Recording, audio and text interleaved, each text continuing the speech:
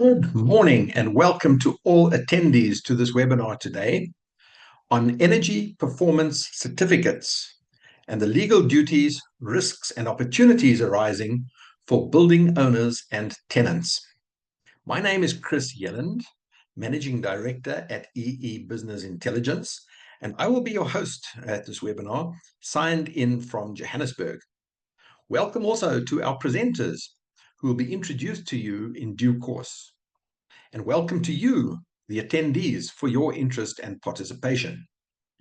This webinar is hosted by EE Business Intelligence. I will share a link with you now in the Zoom chat facility where you can download presenter biographies. So please do take a look out for this. I would like to acknowledge and thank the Deputy Minister of Energy and Electricity, the Department of Energy and Electricity itself, Unlimited Energy, CBI Electric Low Voltage, the Institute of Energy Professionals Africa, and the Green Building Council South Africa for their valued support for this webinar and for the great work that they do in this field. Over 900 delegates have registered to attend this webinar to hear what the presenters have to say on the subject.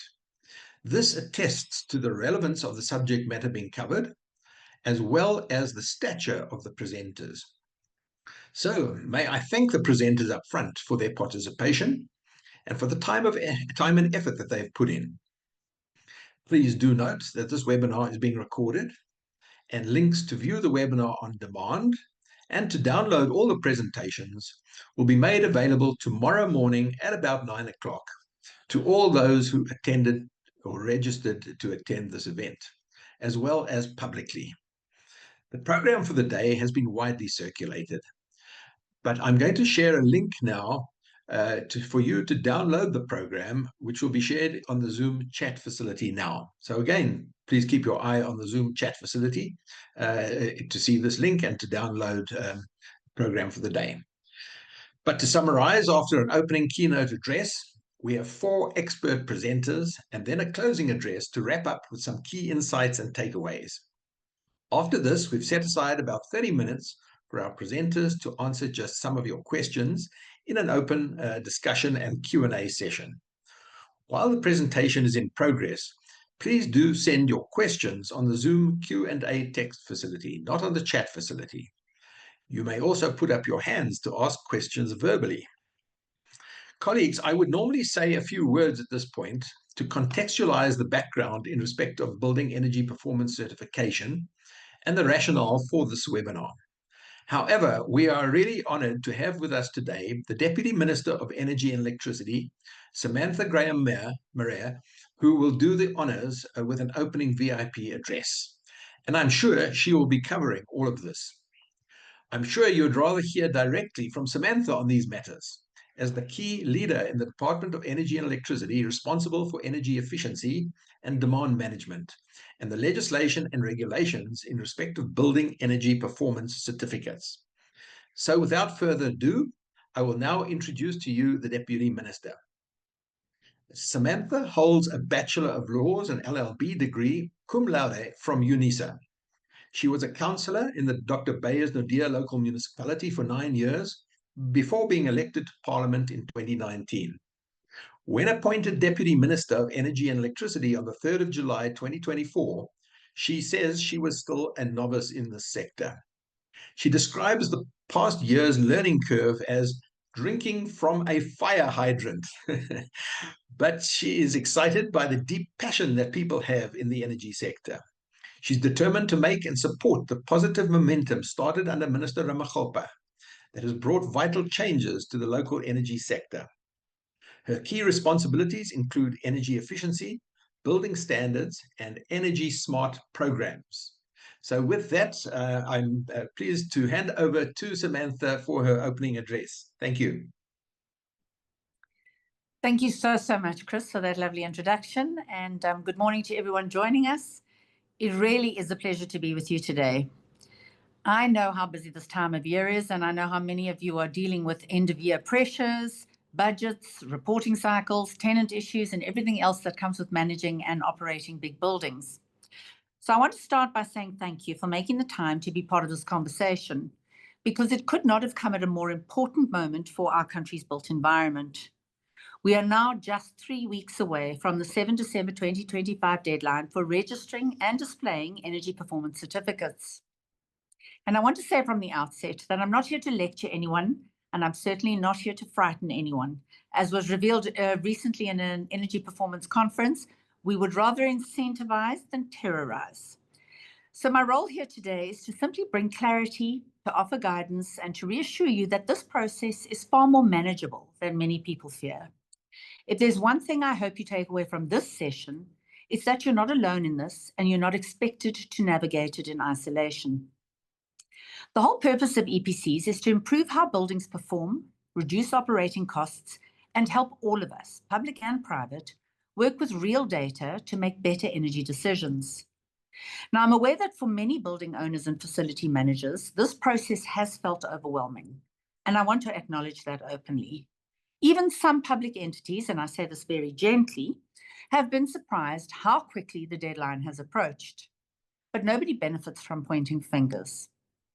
What really matters is that we use these final weeks constructively and that we give every building owner a clear idea of what needs to happen now, what can follow later, and where support exists. So let me begin with the single most important message, and I'm going to repeat it more than once because it's really the heart of what SANEDI and the department are asking for right now. The most critical step is registration. If you remember nothing else from my input today, please remember this: just get the building registered. Once a building is registered on the national system, everything else becomes simpler, more predictable, and more manageable. You don't need perfect data to take that first step. You don't need every technical detail lined up, and you don't need to have an audit completed. Registration simply brings the building into the national picture and allows SANEDI, accredited inspectors, and government to support you from there. So one of the concerns we hear from industry is we're not completely ready yet. What if something is wrong in our data? And my answer is always the same. Rather be registered with imperfect information than unregistered with perfect intentions. The reality is that data improves over time, and the only way we can help you improve it is if you're on the system in the first place. As of the 4th of November, we've seen just over 8,196 buildings registered across the country, and 4,539 EPCs have been issued so far. Those are encouraging numbers, especially considering that we started from a blank slate a few years ago. It shows that building owners are responding, that inspectors are working around the clock, and that the system is maturing. But we also know the picture is uneven, and there are still many buildings across both the public and private sector that need to get into the system within the next 3 weeks. I also want to touch briefly on capacity. We currently have 81 registered EPC professionals nationally. 81 people cannot carry the entire country's building stock, and SANEDI has never pretended otherwise. And that is exactly why the department and SANEDI launched the EPC Skills Development Program. So far, 232 new graduates have been recruited and trained with a target of 500. These individuals are now entering the market to support data collection, assessments, analysis, and the broader certification process. I mention this because it's important for people to understand that government is not simply issuing regulations and hoping the system sorts itself out. There is real investment in the skills pipeline, real commitment to growing the sector, and real job creation that supports compliance. Now, for anyone who's still unsure about whether their building applies, let me put it in the simplest possible terms without any jargon. If you own or operate a public building of 1,000 square meters or more, this applies to you. The same is true if you own a privately owned building of 2,000 square meters or more. And if your building falls into one of the key occupancy categories, entertainment, public assembly, places of instruction, indoor sport, or offices, then it's definitely within the scope. If you have a large office building, an office park, a university building, a civic center, a sports facility, or anything similar, please don't assume you're exempt. This is precisely the time to check and confirm, and our teams are available to help. I think it's also important to be honest about where government itself is. We are not standing here pretending that every government building has already done this. Many departments are going through exactly the same process as the private sector, identifying qualifying buildings, registering them, gathering their consumption data, and working with SANEDI to make sure they meet the requirements. So when I say that we're all in this together, I genuinely mean it. Government is part of the learning curve, part of the registration curve, and part of the compliance journey. What we ask of the private sector is no more than what we are asking of ourselves. Now, let me come back to why EPCs matter, because this isn't just about a certificate on a wall. The truth is that EPCs give us something we've never had before in this country, a national baseline of building energy consumption. We cannot reduce what we cannot measure. And for the first time, we are beginning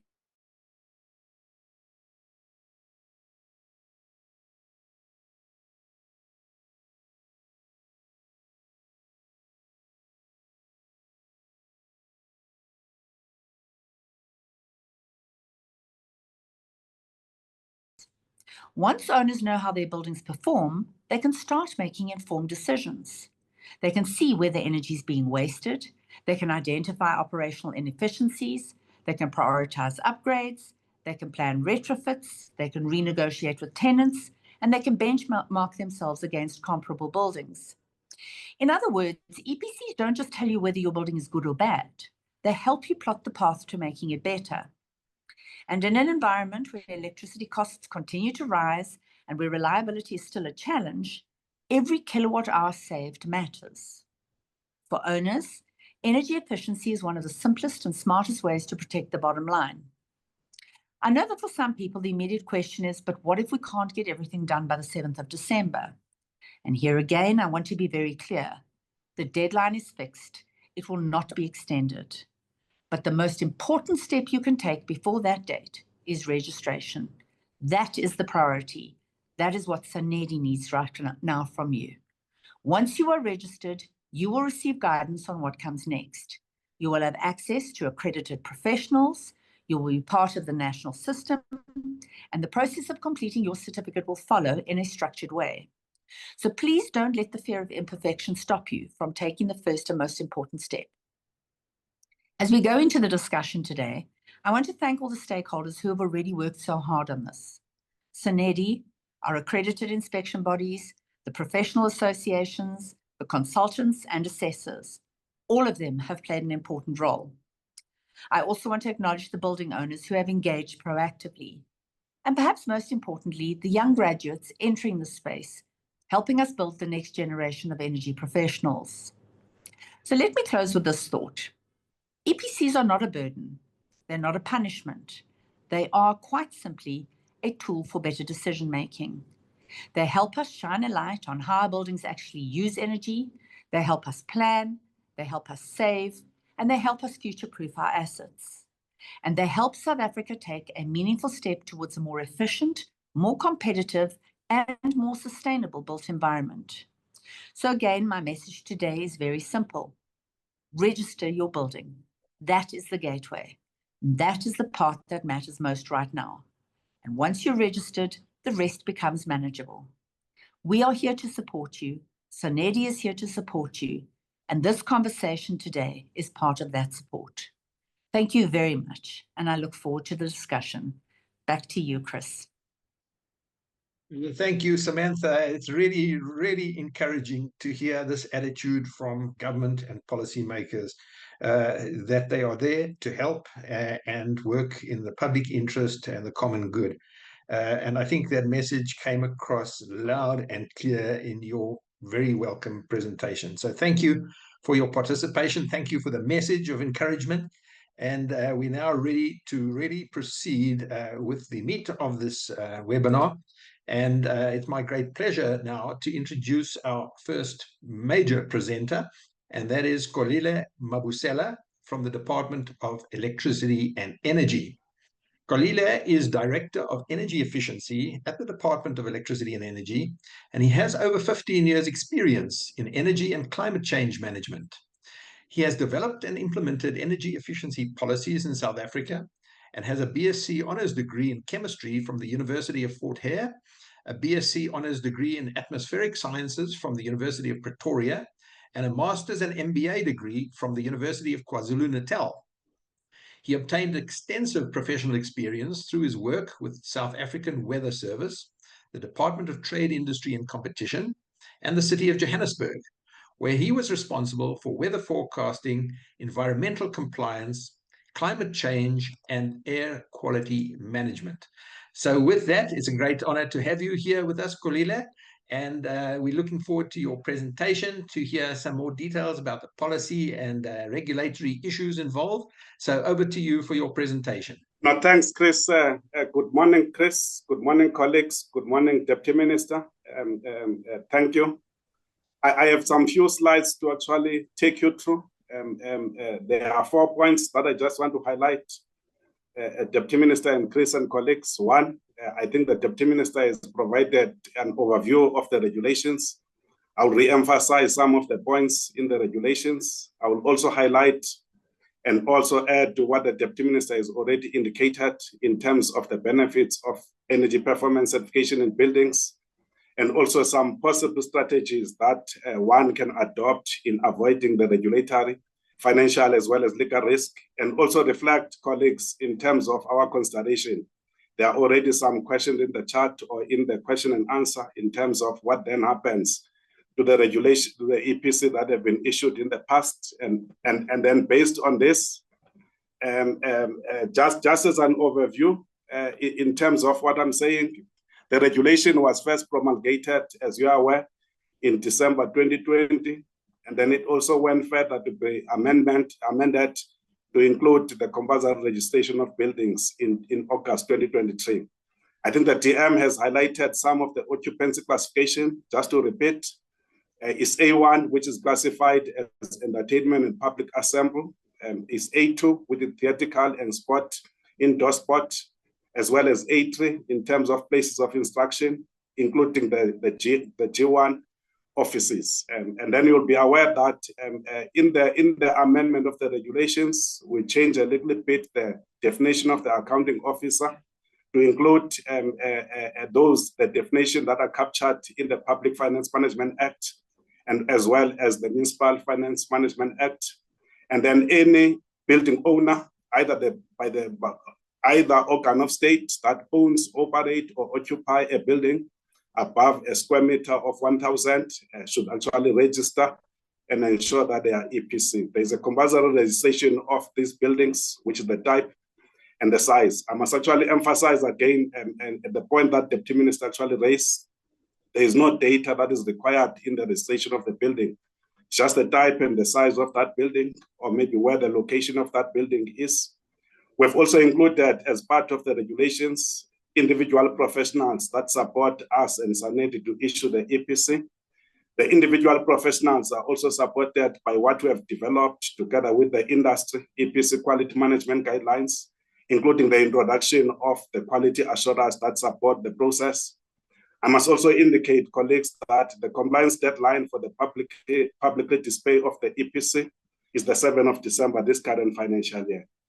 Then in terms of the benefits, in this slide, Chris, I just reflected the template of the EPC. And in terms of the benefits globally, I think it has been recognized that buildings contribute more than 34% of energy consumption, final energy consumption. They also contribute about 37% of the energy as well as process-related carbon emissions. So in principle, buildings have a large potential for energy as well as GHG emission savings. Some of the best practice, I think you'll be aware, I'll also be talking about in the next slide, is what we call building energy codes, appliance standards and labeling. We've introduced as a department some of the appliance labeling and standarding, including the labeling, which then actually contribute to the plug loads of the buildings. Energy performance benchmarking, we call them in South Africa EPCs, as well as some of the disclosure policies where we are displaying publicly the EPC and energy efficiency retrofits. So in the next slide, I must actually indicate this slide that we are lucky as South Africa, or maybe unlucky, we are among the 25 highest energy consuming countries. The American Council for an Energy Efficiency Economy normally publish these scorecards. We call them International Energy Efficiency Scorecard. You'll recall that the last one before the 2025 was issued in 2022. South Africa was number 24 out of 25 countries. Currently, we're sitting at number 18. It's quite a good progress, Deputy Minister, more especially the contribution that we're making as South Africa in terms of improving the energy performance of buildings. The scorecard focuses on national efforts. It also focuses on buildings, industry, and transportation. You will see in the map, in terms of where we are located, we're between 16 and 20. South Africa is number 18. It has moved up in the previous scorecard of 2022. However, China is the only non-European country that is actually in the top 5, whereas the 4 countries that have included mandatory upgrades of buildings. It includes France, Germany, Italy, and the United States. You'll see these countries are number 5, are top 5, whereas South Africa and some of the BRIC member countries in this slide are South Africa is actually number 18. I've also indicated, Chris, in this slide, just to compare a sort of a comparison between South Africa and some of the BRICS member countries. You'll also recall, colleagues, there are some addition in the BRICS, Indonesia, Egypt, and UAE. But however, in terms of the rating here, as I indicated, South Africa is just below China. China has progressed from number 5, from number 9 to number 5. South Africa has actually moved from number 24 to number 18 from 2022 up until now. But however, there are some observation here in terms of this slide, more especially when we focus on the building sector. It's quite a very good score for South Africa. We scored 18.75 out of 25 points, but we're actually trending low in terms of the other scores. I'll show in the next slide, but I just want to reflect in this slide. The building ratings that has been considered in this international scorecard, it includes residential as well as commercial building energy codes. It also incorporates the work that we do in buildings around introducing appliances as well as equipment standards. It also focuses on buildings that are considering appliances and equipment that are labeled, and also policies that deals with retrofits, energy efficiency retrofits, and also, as I indicated, elements of rating or disclosure through energy performance certification. This slide might actually be quite busy, but I just want to reflect where the South African logo is, number 18. As I indicated in the previous slide, in terms of the dark blue, it's a national effort that we apply in South Africa. We're not doing well there, Deputy Minister. It's 6.5% out of 25 points. In terms of industry, although the focus on buildings, we're also doing 6.5 out of 25 points. And also in terms of the transportation, 5.5 out of 25 points. But I must indicate and appreciate the work that we do together with all the building stakeholders in South Africa. You'll recall that, as I indicated, we've introduced some energy building codes earlier in South Africa. We currently introduced the EPC in 2020, and then we're also introducing some of the measures to improve energy performance of these buildings. A score of 18.75 out of 25 for building is quite appreciated, but we're actually trying to actually move up the ladder to ensure that we are at par with France, Germany, and UK, and other countries. You'll also see here, we've also overtaken in terms of the scoring, Russia and Brazil. They were ahead of us in 2022, but now we've actually moved up the ladder to actually to be number 18. But however, there are some challenges in terms of the development of these scorecards. But in South Africa, the energy performance certification of buildings, there are some challenges. This particular slide is just reflects the percentage data availability that the scorecard is considering. South Africa, in terms of the availability of data, it actually 77% that the data that was actually used. And then in terms of this, not all the 25 countries, including South Africa, are mandatory collecting the data and publicize the data. We're currently considering some of the review of the mandatory provision of the data in South Africa. I think we're currently doing that. And then in terms of the BRICS member countries, Egypt is the lowest, together with South Africa at 77%, and UIA at 77%. But however, the work that we do in terms of the EPC can support South Africa to improve and support retrofit. And then I think it has been reflected in the chart. The cost of the EPC is either very low or very high. It's something that we're also considering.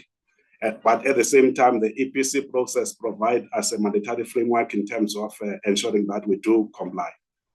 This slide, which is actually about to conclude, Chris, in terms of my presentation, is just linking the building energy codes together with energy performance certification of buildings. I think people will be aware that building codes are purely around issues of applied in terms of the new builds, whereas energy performance benchmarking is applying to buildings that are in operation for over 2 years. It is quite important for us as South Africa. We link the energy codes together with the energy performance policies that we're introducing, so that the building codes, which focuses more of the elements of efficiency, while the energy performance certification is focusing on energy use in buildings. I think it's quite important to reflect on that. And then the last slide that I just want to reflect, and as I indicated, building owners and us as a regulator, we can avoid some of the regulatory and financial risk. We're also considering the second generation of EPC. We call them EPC Plus. There's a consideration for us to digitize the EPC process, to use big data techniques, as well as building smart readiness indicators, so that we can ensure that there's a credibility and affordability of the EPC process to support the professional. We need also to create a market where EPCs are demand-driven. In other words, the industry in terms of the building sector is able to actually just introduce EPCs even in occupation classification where the buildings, the EPC are not required. We need to consider some sustainable energy efficiency financing facility to support building owners, not only to display EPCs, also to actually ensure that there's an improvement of energy performance of these buildings. From a public sector perspective, we should actually utilize the public finance or public capital to ensure that we leverage and attract private sector investment to support us to improve. And lastly, Chris, there are some problems to achieve large-scale acceptance of EPC. I indicated previously that the cost associated with lack of data is something that we have to actually consider in terms of balancing, in terms of the cost and the mandatory regulations. We are driving together with Saneti and the industry comprehensive awareness and communication around building owners to ensure we improve energy performance. And lastly, I think what is also important, while we are improving energy performance of buildings, we need to embed EPC as part of what we call energy performance conducting model, so that we actually cushion the cost that is associated with the cost of the EPC. That was my last slide, Chris. Thanks. Over back to you. Yeah, thank you very much indeed, Kolile, for a very well articulated presentation, giving us background to the policy, where we are, how we compare with other countries, the challenges that we face, as well as how to manage some of the risks that lie ahead. And also a view to the future with the EPC Plus certificate. So I think that was a very valuable start to this webinar, giving us this important information. So thanks again to Kolile. And with that, I'm now going to move and to introduce our second main presenter, and that is Dr. Theo Kovari from Unlimited Energy. So Theo is a consultant. He operates, he's a private consultant, but he operates in both the public and private space, very much involved with energy efficiency at various levels, as well as with the municipal electricity sector. So for almost 20 years, Theo has targeted his efforts on energy transition policy development and project implementation. His primary focus is energy efficiency, but he's also worked extensively in renewable energy. He was a member of Workstream 5 on demand-side management of the National Energy Crisis Committee, NECOM. And in 2016, the South African National Energy Association, SANEA, acknowledged his work in significantly reducing energy losses in electric hot water heaters with the Energy Project of the Year award. Theo has an MBA from the Gordon Institute of Business Science and a doctorate from the University of Cape Town. He has published multiple papers and a book on South Africa's municipal electricity undertakings. So with that, over to you, Theo. We're looking forward to hearing what you have to say. Great. Thank you so much, Chris, and good morning to everyone, Deputy Minister, colleagues, and all the participants. So, as Chris has highlighted, I've been working in energy efficiency policy for many, many years, and I wanted to discuss a little bit about the rationale and the psychology and the mechanisms used to promote energy efficiency and how important it is that we get this right for many reasons. So I'm glad Kolila and my figures align. I saw his figures are a little bit lower, but 40% of global energy use and 36% of GHG emissions come from the built environment. And these are expected to increase by 0.3% annually. Now, this is in a context of where we have to reduce electricity consumption or energy consumption if we're targeting a net zero from a climate perspective. So it's crucial that we get these figures right. The question is around energy efficiency. The regulations do work, and they are essential if we are going to reach the full potential. We must always remember that energy efficiency is a pain in the backside because the results aren't immediately clear for so many reasons. We use electricity or energy all the time. We can't allocate it to a specific use. So if you switch off in one room a light, it may be offset by someone forgetting to switch a light in another room. You make interventions and then tariffs go up, new equipment is installed, all these sort of things. So it's very, very, very difficult to track. And this is why it's avoided. We also have in common spaces, and especially in the built environment, where because people use the building and they're guests, they don't consider the costs and consequences. So you may not switch off a light when you leave a room, or the air conditioning when you leave the room, because you want to leave it the room cool or warm for the next person. But that's a waste of energy. So how do you get that behavioral change? And then that's the one side of it. And then the other side of it is around equipment. So it's a whole bunch of things that need to come together for us to maximize the savings. So if we look at the energy efficiency regulations in the EU, I just pulled this out as an example. Energy consumption would have been 25% higher than it was in 2000, or 1.2% per annum, an increase of 1.2% per annum. So you can immediately see that this is a big amount, and it's households and buildings who have been the biggest beneficiaries, and this has been due to building and appliance regulations. We have evidence of this in South Africa as well.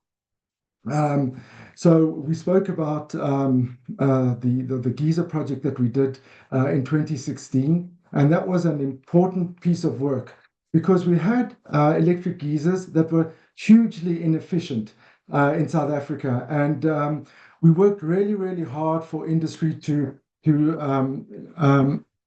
amend the regulations to increase the insulation. There was a lot of resistance to this, but in proving through scientific testing that the economic benefits were huge for a small investment, we managed to reduce the standing losses from 2.5 kilowatt hours per day to 1.4 kilowatt hours. And this has a cumulative saving of 3.82 terawatt hours up to 2030. So to put that into terms, that's an 800 megawatt stack. So one of the stacks at Medupi, Kusile, being switched off for a year for the period up to 2030. So you can immediately see how the small intervention has made a big difference to everyone, and was only about 2 or 3 companies that had to make an intervention. We've also had SANS 10400 on the built environment. There have been some significant savings from this, but There's limited data available. And we've also had the EDGE Green Building Certification, and UCT, who we work with closely, has done a recent study, and you can immediately see that good building design has led to a reduced energy consumption. And this is very important because EDGE also targets the middle to lower income houses. So you can see from good design, energy savings are possible. So in this first part of my presentation, I just wanted to talk to set the context. Now we go to South Africa from a more specific part of the more direct approach. So on the top left, you can see the load shedding. We've all lived through it. We've all suffered through it. We all threw our hands up, didn't know what to do. It's much better now. It's seemingly under control. There's talk that this may come up in 2029. So what are we going to do to avoid the severity of load shedding or avoid it completely by 2029, 2030, when we have to make the next set of transitions to new supply? We also understand that the tariffs have gone up, as you can see on the top right of my screen, that it's outpaced inflation, by a huge amount, as you can see on the red line versus the blue line are the electricity tariffs. We've also seen that since 1994, our economy hasn't really grown. Our GDP per capita has remained stagnant, whereas with other OECD countries, it's gone up. And this has had, this is a function of low unemployment or high unemployment rates, and a stagnant economy that doesn't create jobs. And we carry on with the inequality and the problems that are associated with all of this. Also, Minister Ramaphosa has told us how many jobs were lost as a result of load shedding. And this is a huge number in a country with such a high unemployment rate, to shed so many jobs. So we're not doing ourselves any favors. So many things have to be done to address this, right? And there's no silver bullet. We saw from NECOM, it wasn't one intervention that stopped load shedding. It was 6 or 7 things that had to come together for all of it to come together. So energy efficiency is one part of the solution. It's not the only solution. So we cannot look at it in isolation. So we are now seeing that electricity, for the reasons I've stated in the previous slide, is becoming a huge cost input. Companies are not able to survive because of their operational costs. It's just unaffordable, and it's something needs to be done about it if companies are going to invest and jobs are going to be created, and we're not going to go into a situation of additional load shedding. So when the introduction of the energy performance certificates first came in, and I'm not for a minute suggesting that it was done in a perfect way. There were limitations, there were things that weren't considered, but this is what happens when you introduce policy. You learn from it, you improve, and it's a partnership. But going to court is not really helpful. So a better approach would have been, I think, welcome, and would have been further down the line. However, this is how it played out, and from what I understand, the department has listened, it's made amendments, it's made more inspectors available, it's reduced the criteria, it's reduced the costs, but you need that engagement. I had a look at someone did a master's thesis at the University of Pretoria in 2023 in May. They measured the number of buildings that qualify for EPCs at 250,000. At that time, only 1,400 had an EPC. Only 57% were greater than the D, which is the minimum standard, and 43% were less than that. In November 2025, I saw a statement that came out from the department, I think from the Deputy Minister, that building has, the number has increased, it's tripled, but still, it's not where we want to be. And if we move at this pace, we're not going to get to where we need to be. for all of this sort of thing. And also want to talk a little bit about when you speak to. So my experience is more in appliances, but I think the principles are very similar when it comes to buildings. And often you'll get industry say, well, what about a voluntary approach? You cannot have a voluntary approach because you'll have a very, very poor response, and you won't maximize your benefits. In the table in front of you, you can see some of the consequences for all of the features, or the outcomes for all of the features, in terms of the mechanism, the participation, and all of that sort of thing.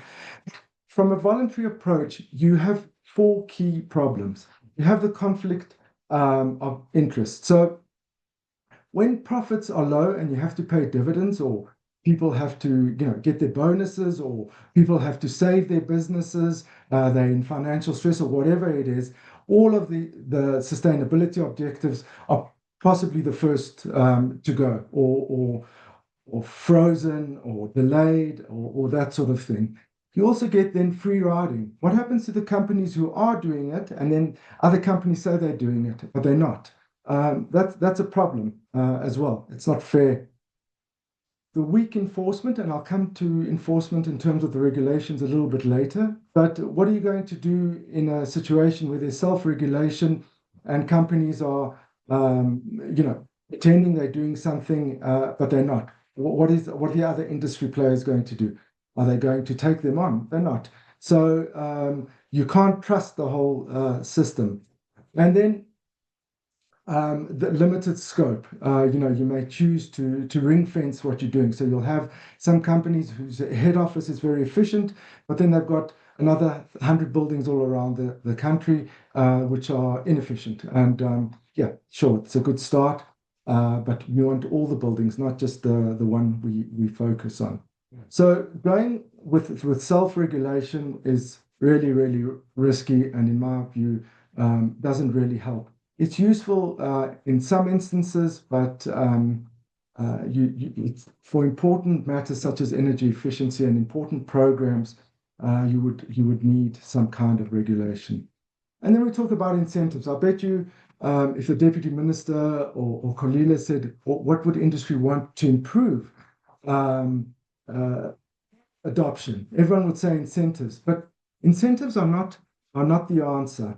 In fact, in my view and in my experience, they can cause often, and in most instances, cause more problems than they solve. The idea behind an incentive is to address a market failure. That's the idea behind it.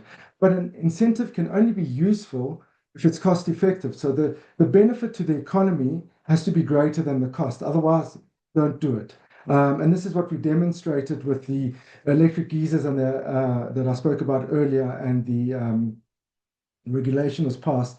The same thing with light bulbs, where we banned incandescents so we can get LEDs. So there, it's a clear benefit to the economy, right? So that's an important thing.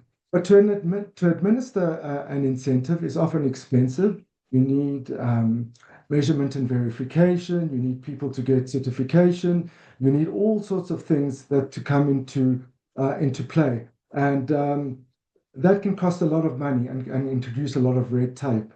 They can also disrupt the market. You introduce an incentive, and then you've got sustainable businesses that get into trouble very, very quickly, because it attracts new market entrants whose business model is solely based around the incentive. So now, if you remove the incentive, those businesses can't operate, and they go under, and then you have a whole different issue on your hand. And of course, you have to assume that the government can afford these sort of incentives.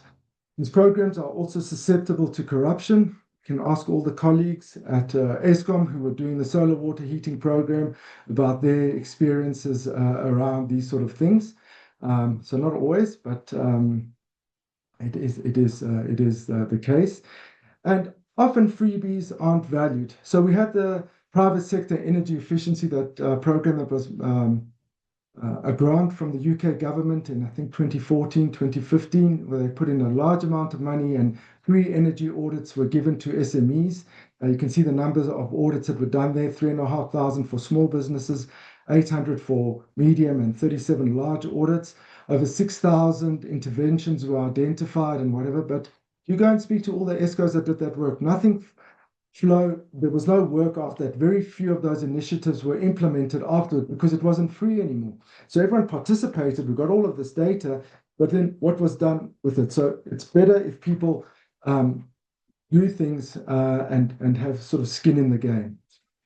And then, of course, incentives typically lead to free riding. And free riding is getting an incentive for doing something that you are going to do anyway. And that's fine. And possibly you may go deeper, which was the experience in France. But you can see it only increased by a small margin. So one must question whether the savings are worth the cost. Isn't it better to use these certificates to offset your carbon tax that's coming in and set the carbon tax at a high value and encourage companies to make the investments that they need?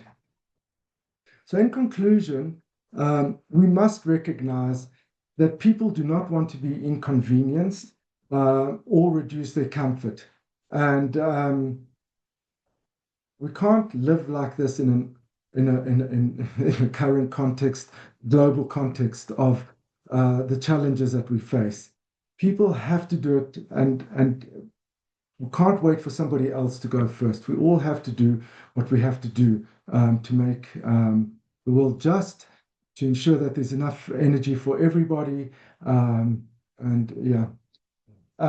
the people who are willing to take action are typically do it for altruistic reasons. They don't go and do spreadsheets and calculate that if I do this, I'll save so much. There are a few people, but typically it's done for other reasons. And that small amount of people is not sufficient to overcome the challenges that we have. The other thing that I wanted to say is that regulations are necessary, as I've explained, and consequences are necessary, because if there are no consequences, people are unlikely to act. And we can see that in all spheres of our society. So a study was done around, a global study was done around efficiency in appliances. And what they found was that typically speaking, 20% of people will follow regulations. That's who they are, that's how they roll, that's what they do. 5% will attempt to evade it. They'll always attempt to evade it, no matter what happens. That's just also, again, who they are. And the remainder will comply as long as they think that the 5% will be caught and punished. If they don't believe that, then they do very little, or they do the bare minimum, or they do nothing at all. And we can, as I said, we can see that all the time. We see people going through red lights all the time. Why? Because there possibly aren't consequences. And just a note, it's my understanding, it's not, and I think the Deputy Minister has been quite clear on this, and I saw one or two questions in the chat line. I do not believe the department is out to put people in jail. They're not out to generate revenue through the fines. But as I've explained, consequences are necessary, otherwise action will not be taken. So rather, let's take a collaborative approach. Go and get your accounts in order, go and do the audit, find out, start educating yourself of how you can reduce your energy bill, how you can comply with all of these sort of things, and start improving it. So because that's how we get there. On the 5th of December, or whenever it is that it comes into effect, it's not suddenly that we're going to have inspectors breaking down doors. That's not the intention, as I understand it.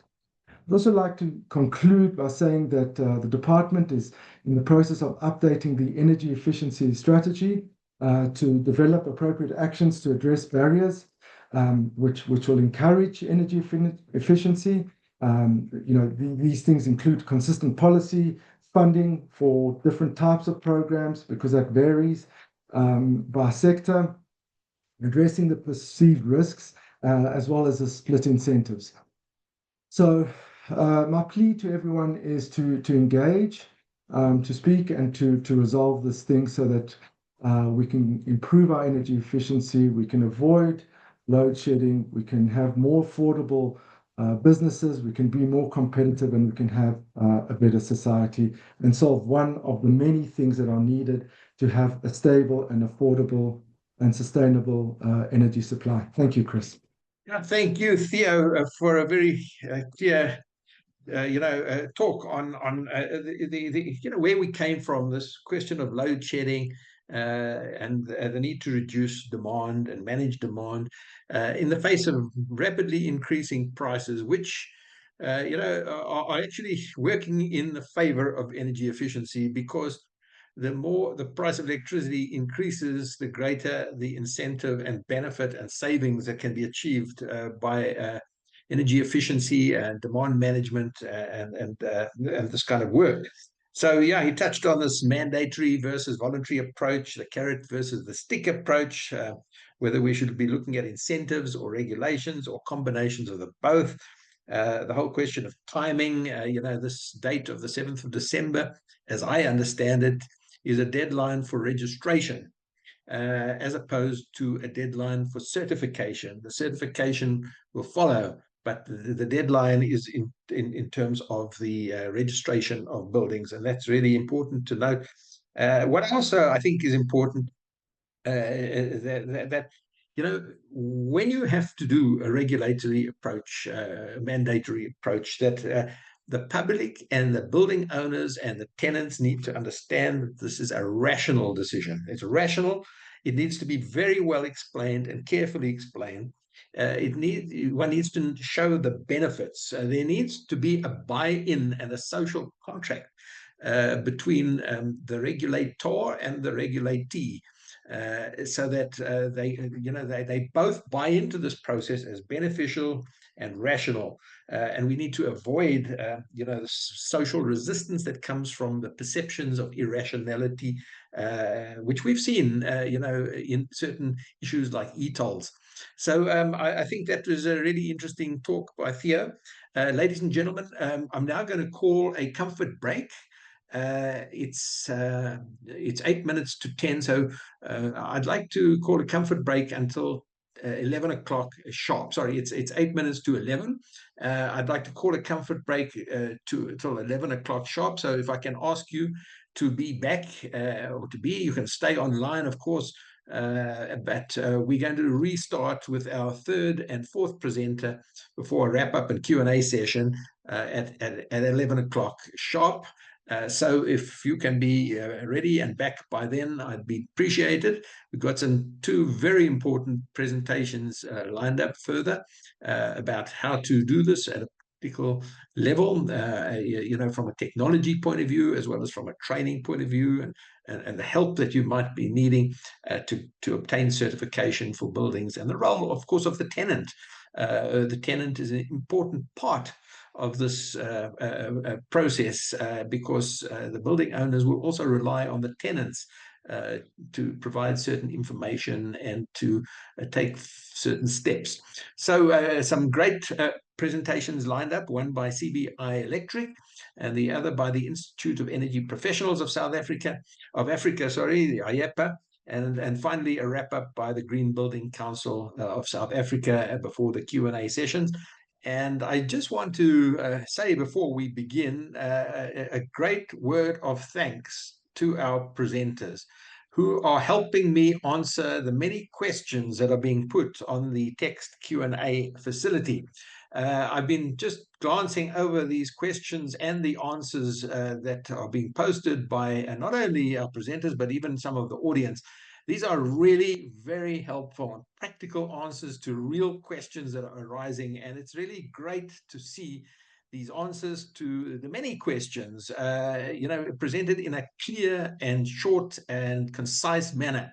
So thanks again to our presenters who have answered something like 26 questions, sometimes multiple answers. There are 3 open questions at the moment, which we will certainly deal with as things progress. So with that, it's now my great pleasure to introduce to you our next main speaker, which is Dr. Andrew Dixon. He is from CBI Electric, Low Voltage Division. And Andrew is the engineering executive at CBI Electric. This is a company that is involved in a range of technology solutions in the energy monitoring, energy management, control, automation field in buildings and residences. Andrew leads a multidisciplinary team in the R&D and of products for low voltage power distribution systems. And with more than 2 decades experience in the electrotechnical sector, he's contributed to the development of local and international standards and actively participates in SABS technical committees. He holds a PhD in lightning risk and an MSc in electrical machines from the University of the Witwatersrand. He's also lectured undergraduate and postgraduate engineering courses. Andrew serves on the University of Pretoria's Industrial Advisory Board and is a regular media contributor on energy and infrastructure topics in South Africa. Great pleasure to have you with us today, Andrew. Over to you for your presentation. Thanks. Thanks, Chris. Great to be here. Good morning, everybody, and I hope you enjoy the more practical application that I'm going to show you today. So I'm going to look more at the data side of things, where policy and procedure have been covered. How do we actually go about practically getting the energy data into the system and what we can actually do with that beyond the EPCs? So I'm going to give you a slight context. Obviously, the previous presenters have given you some idea of what we're looking at here. Then I'm going to look at some metering options. So actually, how do we get the brass tacks? How do we get this information out, and what do we do with this information? I'm going to give you some examples of some real-world data collected, and then some lessons learned as we've approached energy efficiency. And this was prior and during the EPC launches, but obviously through the process of what we do as a business within the country and the operating conditions that we're in, and then obviously going forward. And then finally, I'm going to close with some summation. So let's look at the starting points here. The business environment has changed and has become a lot more complex. Things are not as simple. We've got competitors from around the world. We're trying to distribute around the world. It's not a simple procedure of just trying to do business for the local community. The cost of services and the availability, obviously we've discussed load shedding a little bit, but this is all services that are coming into your buildings. How do we deal with it? How do we deal with the rising costs around that? Can we mitigate that? And what does that do to our business and fundamentally the bottom line? Because again, we are trying to run businesses. We are trying to stimulate the economy. We cannot be beholden to these constraints. Then obviously there's the corporate responsibility. We're here talking about ESG. We've done a lot of things within industry to make profit, but at the same time, to what detriment of the environment? We know we've got global warming. We've got to be doing something about this, and what is our responsibility from a corporate perspective, and then ultimately how we use the resources available to us. We've got to look at the consumer environment's changed. People are not necessarily always looking for the cheapest, the most affordable options. They are far more aware of what is happening in the world, what impact we as humans have on this world, and therefore their buying trends and patterns are changing. At the same time, people investing in companies aren't necessarily only investing in companies that are, let's call it, profitable at the expense of everything else. They've got to look at it as a holistic picture. And so how do we manage and how do we tell and narrate that story so that people find us compelling as both a manufacturer as well as an investment case? Operational efficiencies, everything is costing us. So how do we identify areas? What do we do with those areas? And can we get operational efficiencies? Because obviously, as we get efficiencies, so that will filter down through to the bottom line. Technology elements have changed dramatically in the last couple of years, obviously with the introduction of AI and a lot of cloud computing capabilities. The enablers to take technology and move your business to the next level are available. Whereas in the past, this was sometimes difficult, it was finicky, it was difficult to interact with, whereas now it is there and it is there to help us. And then as businesses, we need to be more considerate about the activities we do and how we do them. And then just as Chris explained, I'm an electrical engineer by training, so I'm going to focus primarily on electricity, but the same could be said for other energy services and resources. So how do we actually go about this? Because yes, we need to register, yes, we need to get this information in, but how do we get this information? How do we practically execute on what is being asked for? And again, I agree through previous presenters is we need to drive this. Rules and regulations and policies help to drive this, but practically as companies, we have to implement this. So let's look at a couple of options here. So firstly, as a base level, you could go with a basic statement. As a company, you will be compliant to the EPC, but as a business, there's very little that it adds as value to you. So you need to look at going to the next level. And what is that next level? We need data. And the Deputy Minister spoke about this initially, is we need data. And that data is not going to be perfect, and it never is perfect. But as we continue to enable the collection of that data, we can generate insight. And that insight, as we begin to collect more and more and see correlations and in some cases changes to what is happening to our data, we have the ability to ultimately change our processes, to implement changes that effectively modifies what we do as a business, and then allows us or enables us to take the business to the next level. And within that is the data visualization, because again, what works for an engineer doesn't necessarily work for an economist or an accountant. And so we've got to be able to present data to people that makes sense, that then allows us to make the changes that actually we're asking for. The acquisition side of the data, there are two easy and more complex routes to take with this. Obviously, the easy way is have a meter, have something that gives you data, write that down, capture it later. It's administratively it administratively takes time and doesn't give you a lot of insight. The more complex elements of that, typically we get into systems and processes around that, automation around that, can provide you with a lot more visibility. But obviously it takes time to set up, and the information that you're acquiring, is it useful to you? Then on the other side, or the next point on that, is the administration and the optimization. So the administration, you've got two elements there. One is from an EPC perspective, we have to report. So we need to be able to collect this data, have it in a location so that when you are either being assessed or being audited, you have that available to you. But on the other side of it, as a business, you want this to be optimized. So you don't want it taking time, but you want the output of what that data looks like so that you can kind of get that aha moment and identify areas or gaps that you can then fill and change your process, change methodologies, or change machines, whichever, but as the data comes in. It is important that you get your baseline in, and that baseline becomes quite difficult. I will talk into that a little bit later, but how do you get your baseline in? As you change your processes, as you change what you do, that baseline shifts, and how do you understand, and Theo has spoken to this sort of variability of things.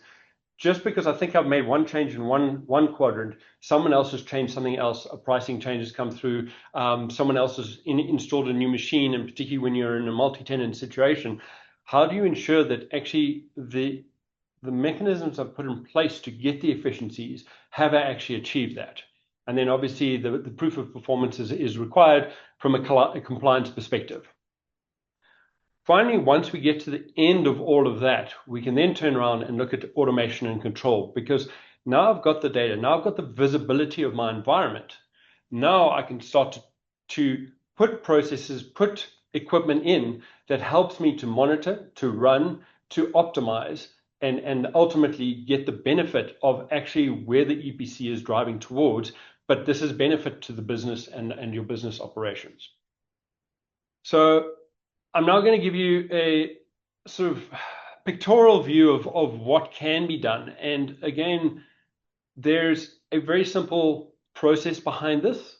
So in this case, we have the bulk meter, the point of entry into the system, and at the bottom you have a collection of loads. And these loads could be specific loads, as demonstrated here, where you've got heating and water heating and air conditioning units, etc. Or it could be in the case of where you've got multi-tenants within a building. You may identify each of those loads as being as the tenant, and then how do you get them to say, listen, you're going to extremes on how you're consuming energy. How do we moderate that? How do we modify that so that we can get the bulk efficiency of the space? So again, from an EPC perspective, I've got my bulk meter. I get a bill that comes in every month. And I'm able to take that, and again, everyone's looking at, well, I need 12 months worth of data. Well, you've got 12 months worth of data within your bill. Go look at the data, pull it out, summate it for the year, and there you've got your starting point. Obviously, there's an equation that Saneti gives for you, and you can determine what your usage per square meter is. Very straightforward. It doesn't give you much insight other than it costs you money, and you know it costs you money. But what can you do beyond that? So then we can start to introduce components into the system that enable you to start seeing more than just a bill. So we introduce a meter, same place as the bulk entry meter. You can use this for correlation, but it's the starting point to digitizing this process. So instead of getting the bill the bill at the end of each month, you get a digital or the data collection of your point of entry.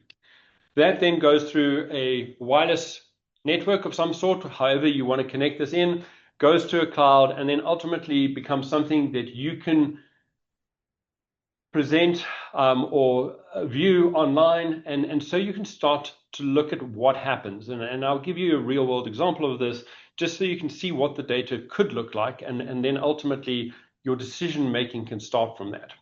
So that's level one. And again, this is very basic. It can still be manual, but there are a lot of online or available components and systems that allow you to do this in an automated fashion. But this is not enough. You need to go to the next level. So we can now look at your sub-circuits, and you can start to put in smart meters around that. And when I refer to smart meters here, I'm referring to the concept of connected meters. So the ability for those meters to talk to some data lake, to put that information online so that you can view it, and you can start to look at what is effectively happening within your organization, business, or facility. Again, that gives you your next level of information. So now the principle would be, and I'll talk into this a little bit later as well, is these 3 meters here should summate to what this meter is doing. And there's always going to be a correlation, but there's not going to be an exact summation that says these equal this, because there are losses, there are accuracies within the meter readings themselves. But then we can take it to the next level. So now you've identified these could be tenants, these could be sections of a building, but maybe it doesn't give you the resolution. So you can go one step lower than that and look at specific appliances. And within the EPC, you're looking to be able to identify what are my heavy consumers, how do I work around those, what do I do with them so that I can make informed decisions and ultimately change my habits around that. Great. So now we've got all the data, but now this is where we go beyond the EPC, and this is where we can actually start adding value to our business. Because you say, fine, I can report all of this, I can see all of this, but now what do I do with the information? So then we start to add in control.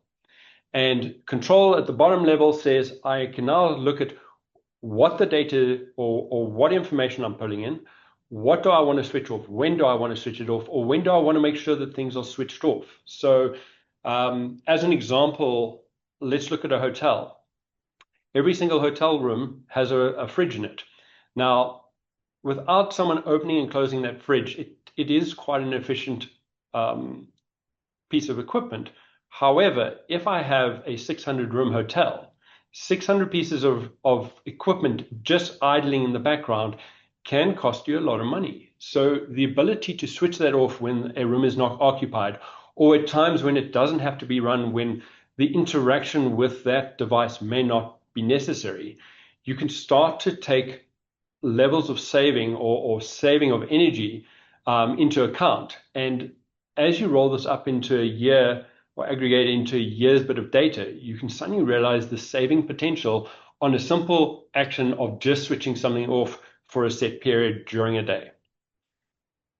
Then again, as we go up into the next level, you can start to put in sort of bulk control at a higher level. And this is also where you've got subletted environments where you want to be able to control those environments, or maybe switch them off completely through operational efficiencies. You can then have this picture. So now you've got the ability to see everything and control everything. And that obviously then starts to allow you to optimize how we're using energy. Now let's look at, this is a real world example. This is taken from a site. It's a commercial property.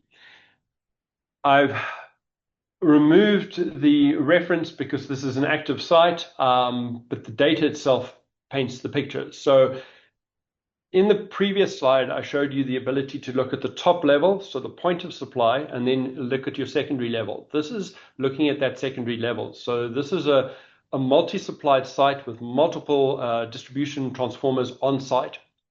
And these are the outputs of each of those transformers.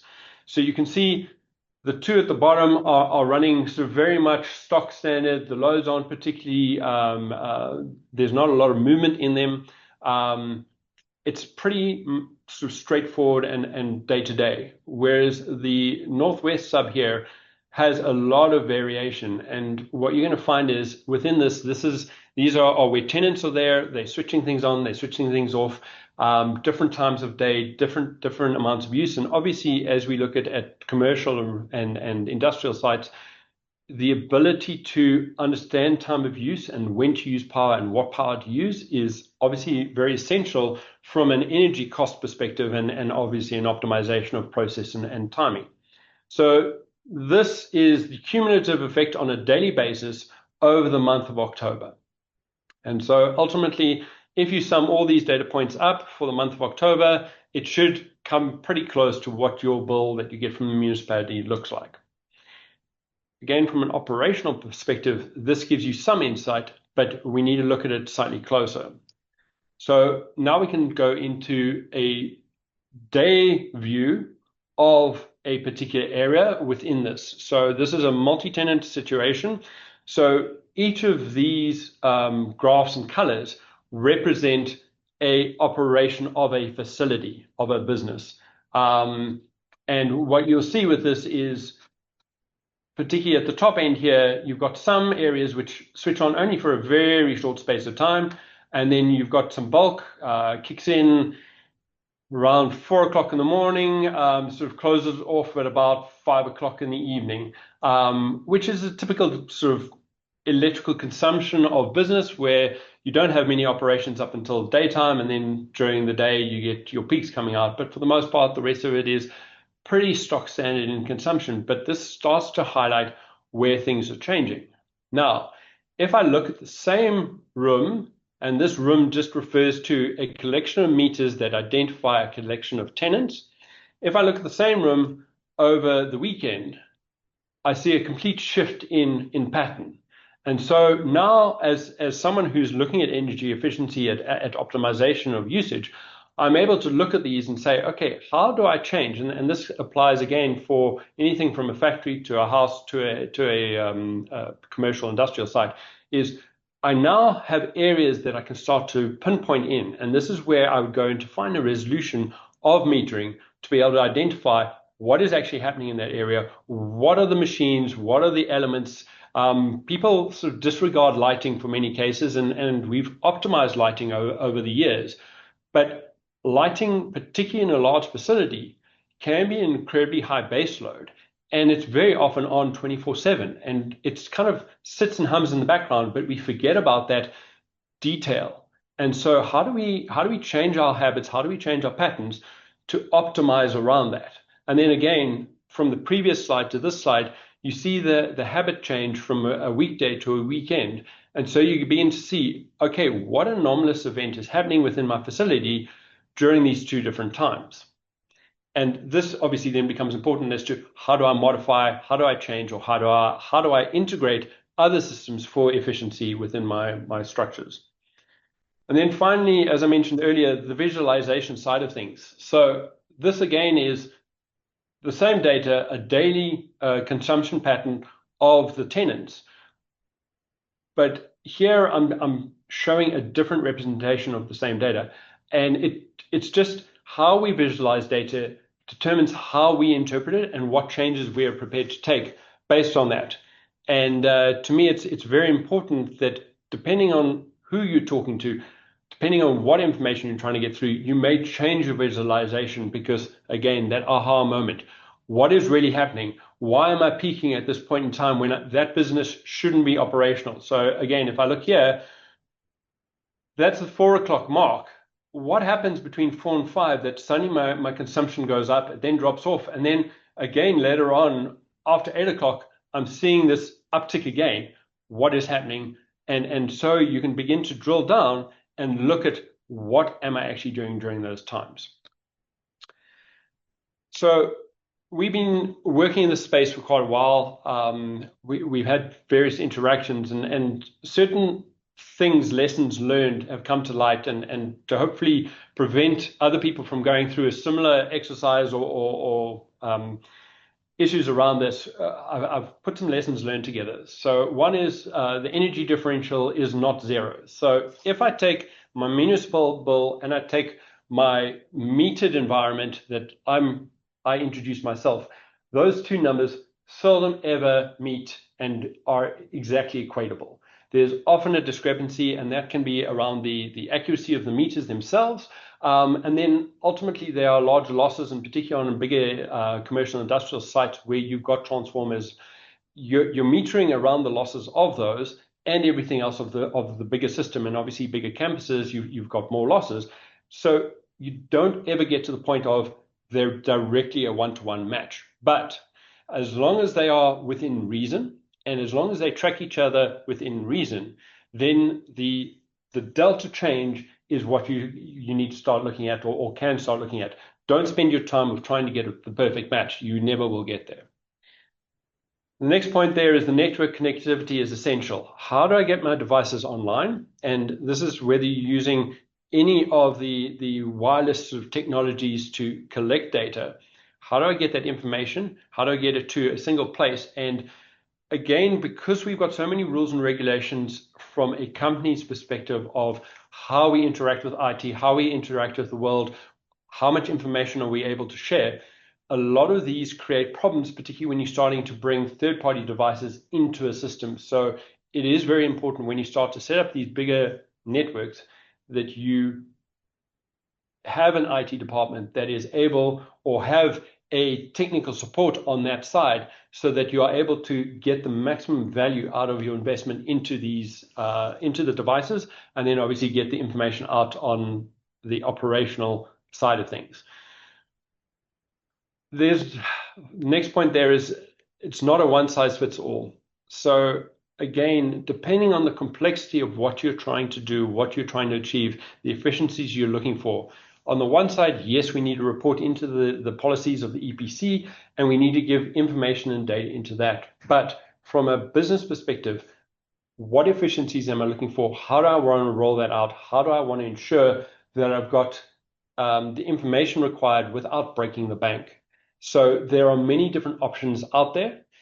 You can go piece by piece, or you can put an entire system in.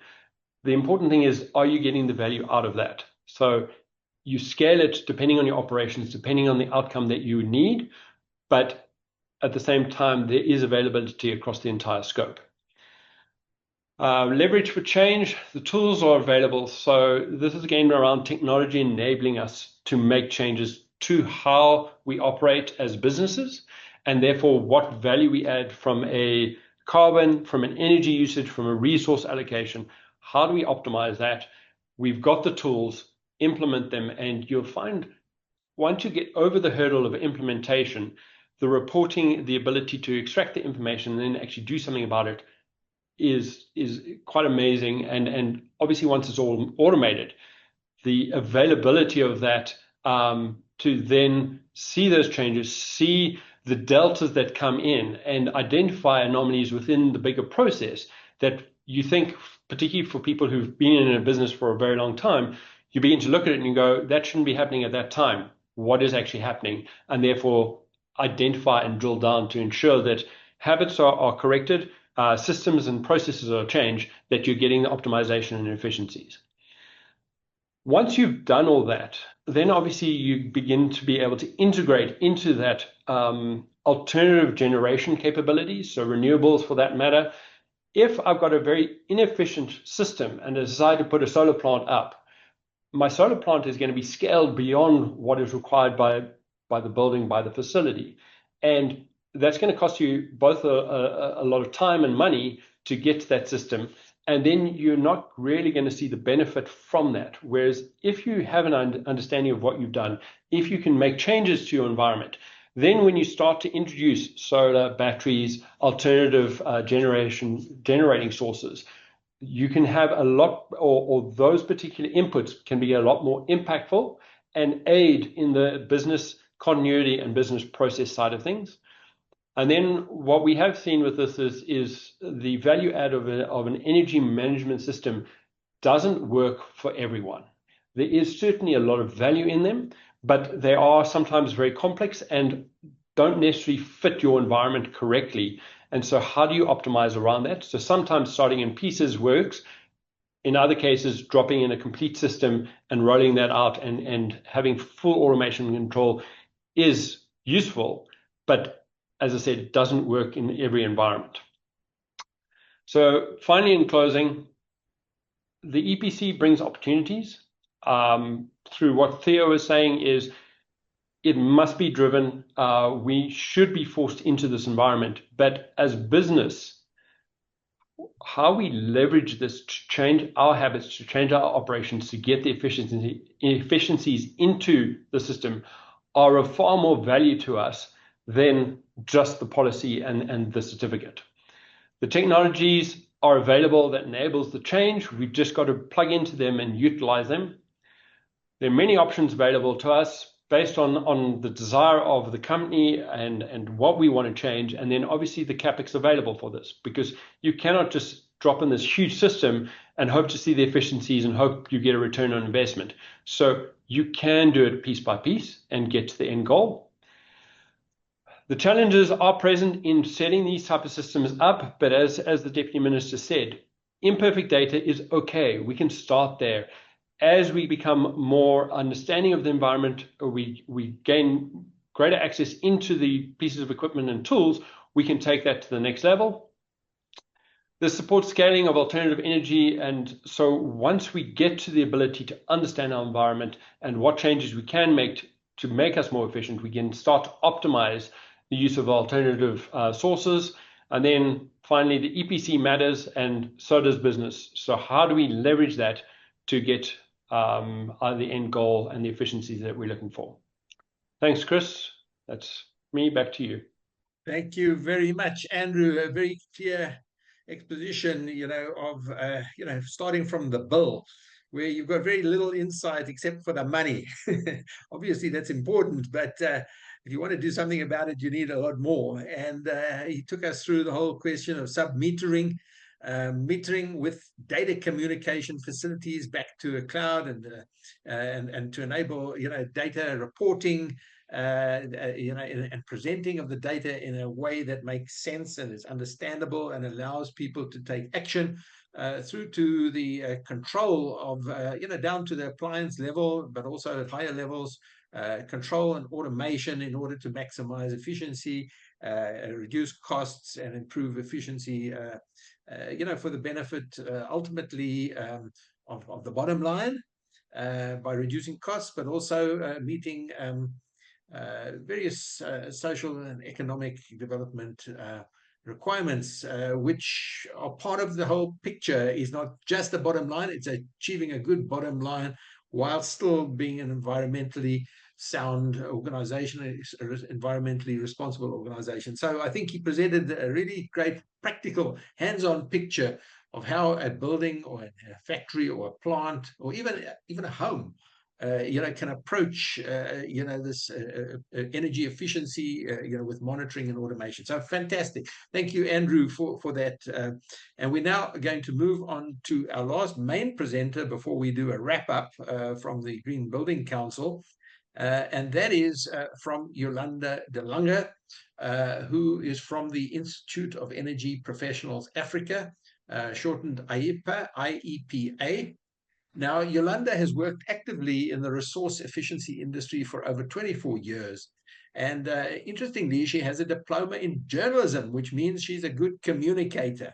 And she was the editor of the Electricity and Control magazine from Crown Publications for 13 years, where she also published 3 journals on energy efficiency made simple.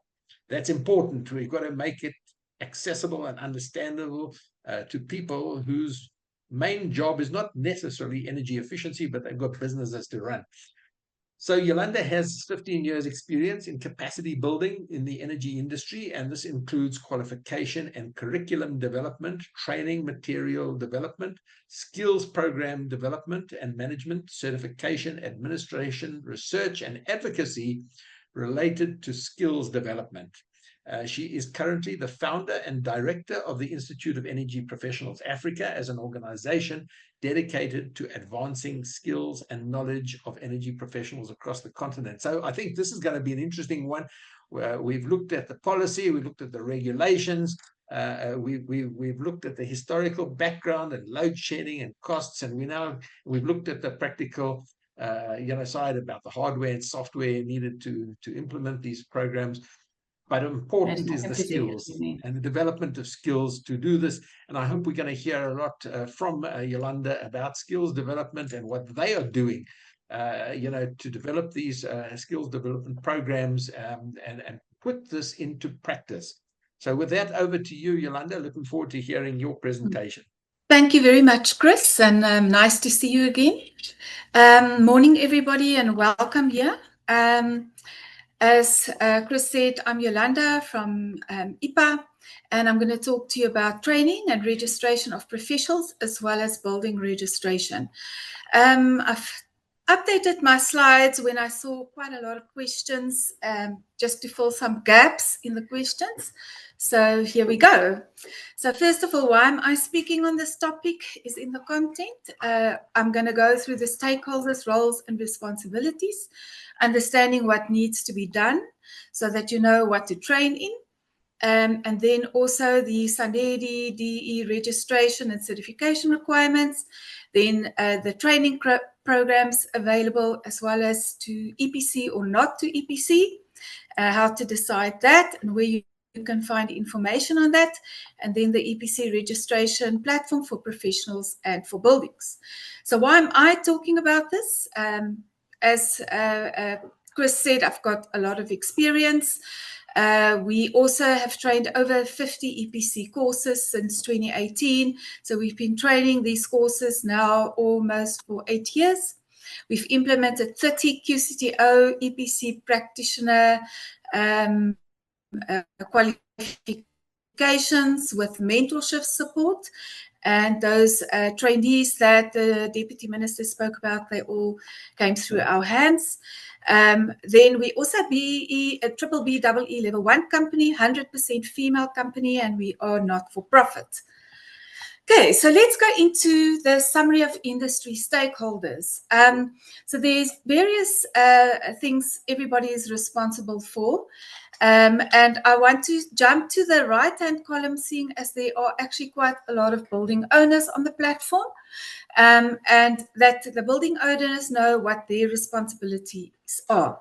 They have to register the building on the National Building Energy Performance Register, and they are the ones having to comply to the display of the EPCs. They have to appoint an EPC registered professional and then submit the EPC as well.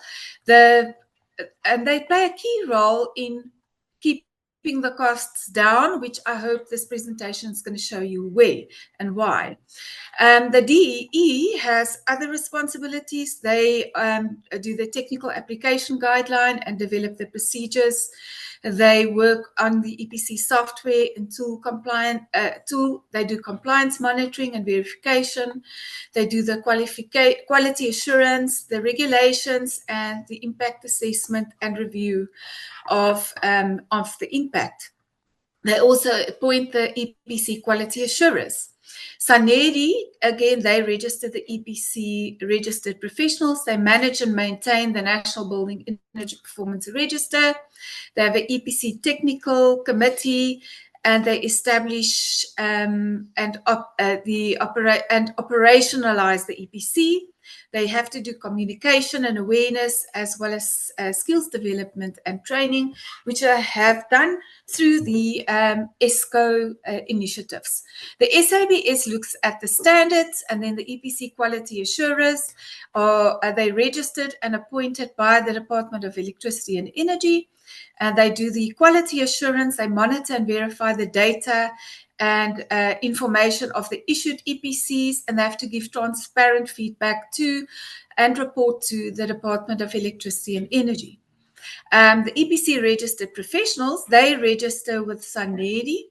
The individual registers with SANEDI, and those are the ones, the people that issue and sign the EPCs. They apply the EPC tools and software. They do the building energy performance assessments. They then issue the EPCs, and they have to also give transparent feedback and reporting to SANEDI. So this gives you a nice overview, and as you're going to have the slides, you can use this to see who do you need to deal with in the industry. So putting this in a more visual, from the bottom up, it shows where the job opportunities lie in this industry. Building owners, they drive information, the information process, and the cost viability. So whether the EPC is very expensive or cost effective, that actually is up to the building owner as well as the accounting officer in the case of a government building. So looking at the top, your EPC quality assurer linked to the DEE, your EPC registered professional who verifies and signs the certificate, verifies the data and information collected and provided. They can even also collect the data themselves. They answer to SANEDI, and the EPC quality assurer will check their work. And then we have EPC practitioners, which is great for beginners and building owners to understand that, or individual service providers, and they can then help get the building ready for EPCs. So if you see on Corlelia's slides that there's only 84 registered professionals, there's also quite a number of quality assurers as well, but there's lots of EPC practitioners. They can also be found on our website, which I'll show you the login later. So building owners can make use of EPC registered professionals as well as practitioners. And the type of companies that could get involved here, because this is a business opportunity to add a service offering in consultants, facilities management companies, property developers, electrical contractors and solar installers, energy services companies, as well as government employees as well. They all need training to understand what to do together. So the EPC application and submission process is as follows. So number one, first step is you need to determine, does your building need an EPC? Then you need to, if it does, you need to register it by the 2nd of August 2024. So technically registered yet, the regulation risk. So best to use a quick app check if your building needs a EPC and go and register it. And I'm going to show you what you need to register. It's not that difficult.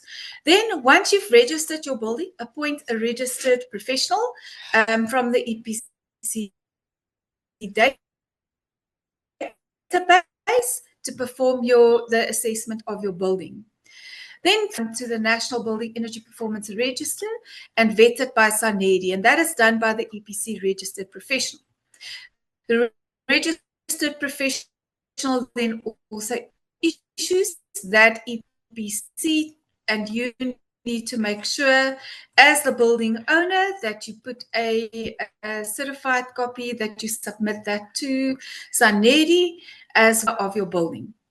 Okay, just make sure to maintain your compliance with the regulation.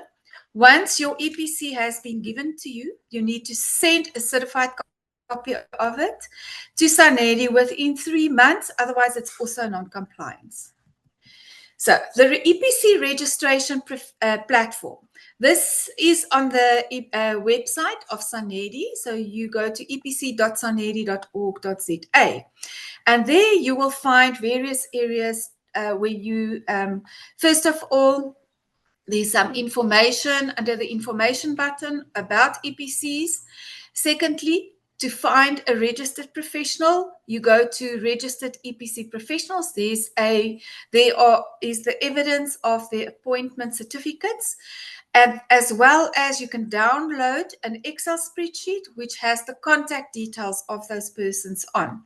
So you can get their email addresses, their phone numbers as well. Then the next button is to register as an EPC quality assurer with the DEE. You will click there. It will take you to a platform that's off of the SANEDI website where you can register as an EPC quality assurer. If you want to register as an EPC professional or register a building, you have to log in at the green button, create a profile for yourself.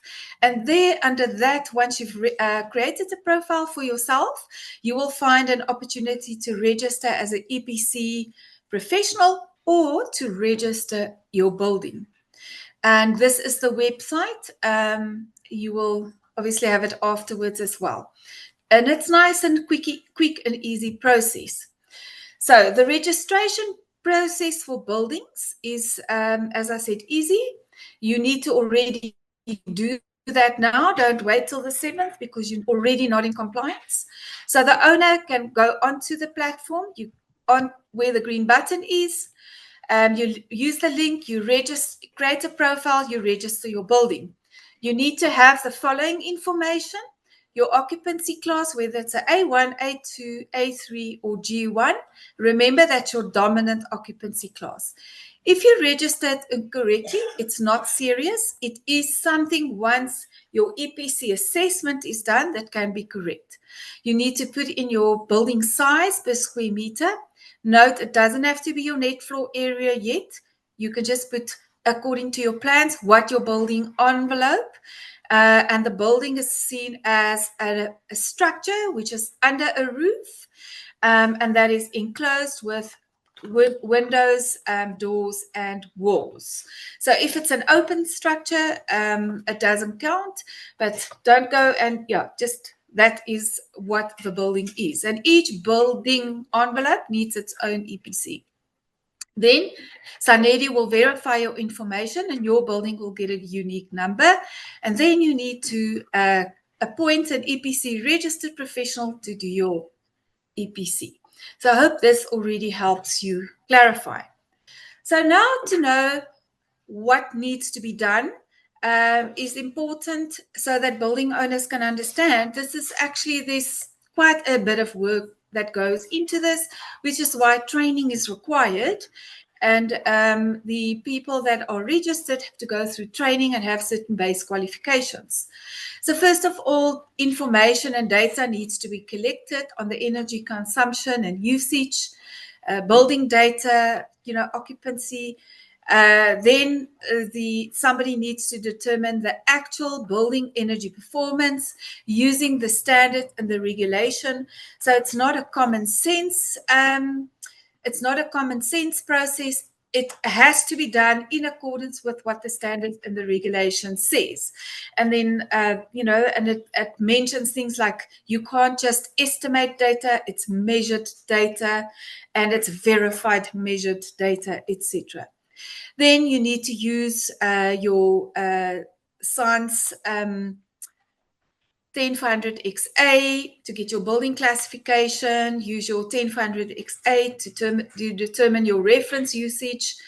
You also need to understand how to convert everything to kilowatt hours, because that's what it's measured at. So all your energy sources. Then you need to compare your measured energy performance versus the reference. And then you use your performance scale to determine your building energy performance grade. So it is a process that you need to go through. As a building owner, this is the typical basic information you're going to need to give your EPC registered professional. On our website, we actually have a whole document of what we teach registered professionals, questions to ask building owners, and anybody has access to download it there. So you need a list of all your energy resources, which is your utility bills, your diesel, solar, etc. It must be 12 consecutive months, so you only basically need a closing and opening balances for those. Then you need your main energy users identified. You need your floor plans. It can be informal floor plans because they need to be verified anyway. You need occupancy data and building activity data. Your operational schedules of the building, for instance, it's school calendars, number of learners, etc. Then your ARF information of the building, as well as metering and sub-metering information if you have. And that is, if you have sub-metering, it will make it a lot cheaper for you. So CBI products will be very helpful. Okay, so what you also need to work with EPCs, you need to get the regulations. It's Notice 700, Notice 1460, 1461, 1937. Those are all available on our website as well. However, your SANS standard, you need to purchase 1544 as well as 10400XA. Those are the documents you need to be able to do energy performance certificates for buildings. Now let's look at what is required to work in this industry. So EPC quality assurers, they need at least a diploma or a bachelor's degree in engineering, energy management, property studies, architecture, physical sciences, construction management, or internal auditing. That's internal energy auditing. In the new qualifications framework of SAQA, that's equivalent to the NQF level 6 occupational certificate. Additionally, they also need training in measurement and verification of energy savings, energy auditing, or energy performance certification. And not all ISO 17020, and by the way, there's also a SANS 17020.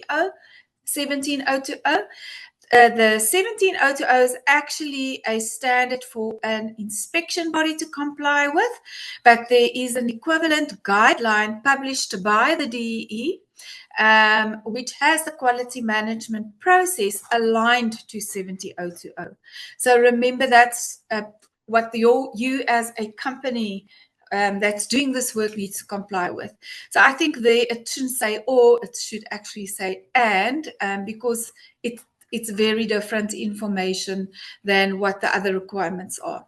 Then knowledge of ISO 17020 or SANS 17020, as well as 1544, 10400XA, Part XA. Then they also require at least 5 years experience in quality management system or energy auditing or energy management or measurement and verification of energy savings or energy performance calculations. It's a very low level entry, this, but energy performance calculations here refers to in accordance with the energy performance certificates. If you are used to energy performance calculations as a solar installer, it's completely different calculations than that. Just keep that in mind. This is table 3 from the guideline for eligibility, which you can also find on the SANEDI website. I know it's a bit hard to find it, so we've put all the links on our website for you as well to find all the information easily. Then EPC registered professionals. So to become a registered professional, this is also as per the guidelines from SANEDI, from the Department of Electricity and Energy. You need a matric certificate, and just a word of warning, you need to find it because that sometimes blocks the application. Or a NQF level 4 equivalent qualification to a matric certificate. That's what the wording means there. That's how it should be interpreted. And then further studies or a certificate in engineering or energy management or natural sciences, property studies, architecture, quantity surveying, construction management. There is a QCTO EPC practitioner skills program that is recognized as a certificate here to enter that, and you need a matric with maths and science to qualify to do that, or some years of experience to get your recognition of prior learning there. Just know that if you've done property studies, quantity surveying, natural sciences, it is the construction management, those delegates do find the EPC calculations quite challenging. So just a word of warning, you may need to put in more effort than somebody that's done in engineering in 6, for instance. Then you need the knowledge of, again, of the Energy Act. All our training that we offer includes everything of this.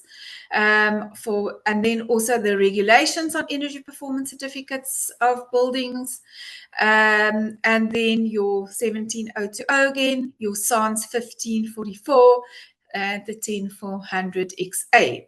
Then also 2 years experience in energy auditing or energy management, measurement and verification of energy savings, or energy performance calculations. Again, energy performance calculations as it is for energy performance in buildings, not really for solar installation calculations. And then at least complete 2 mock energy performance certificates or provide proof of that you've actually completed 2 EPCs. And they say into different building classifications as a portfolio of evidence, but what they actually are looking for is into different occupancy classes, which is your single or multiple occupancy.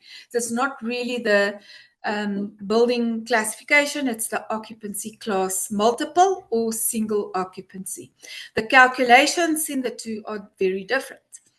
Then for training, EPC professional training, you need an attendance certificate as well as a certificate of achievement that you are competent in doing an EPC.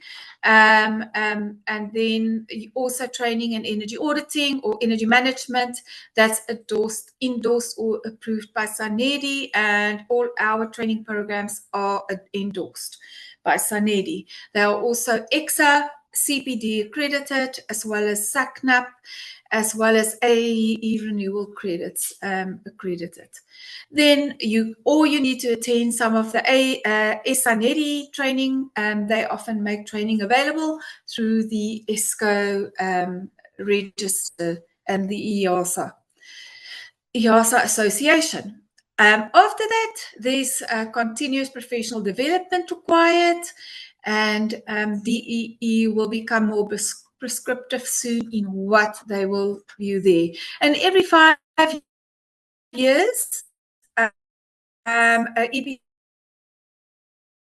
registered professionals need to re-register.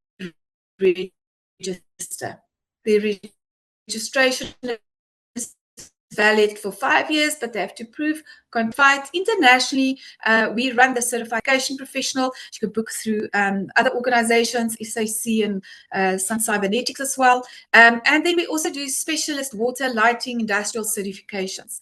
For this, recognition of prior learning of 10 years experience is considered if you don't have any qualifications.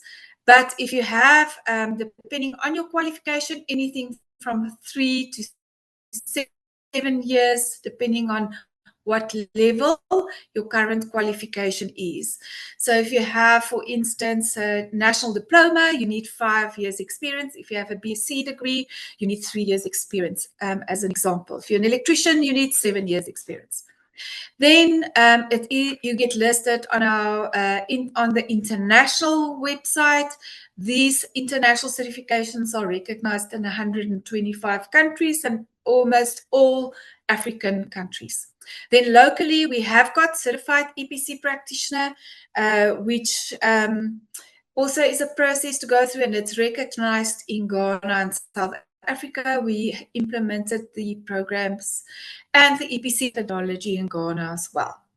Also, recognition of prior learning as well as actual work experience is required.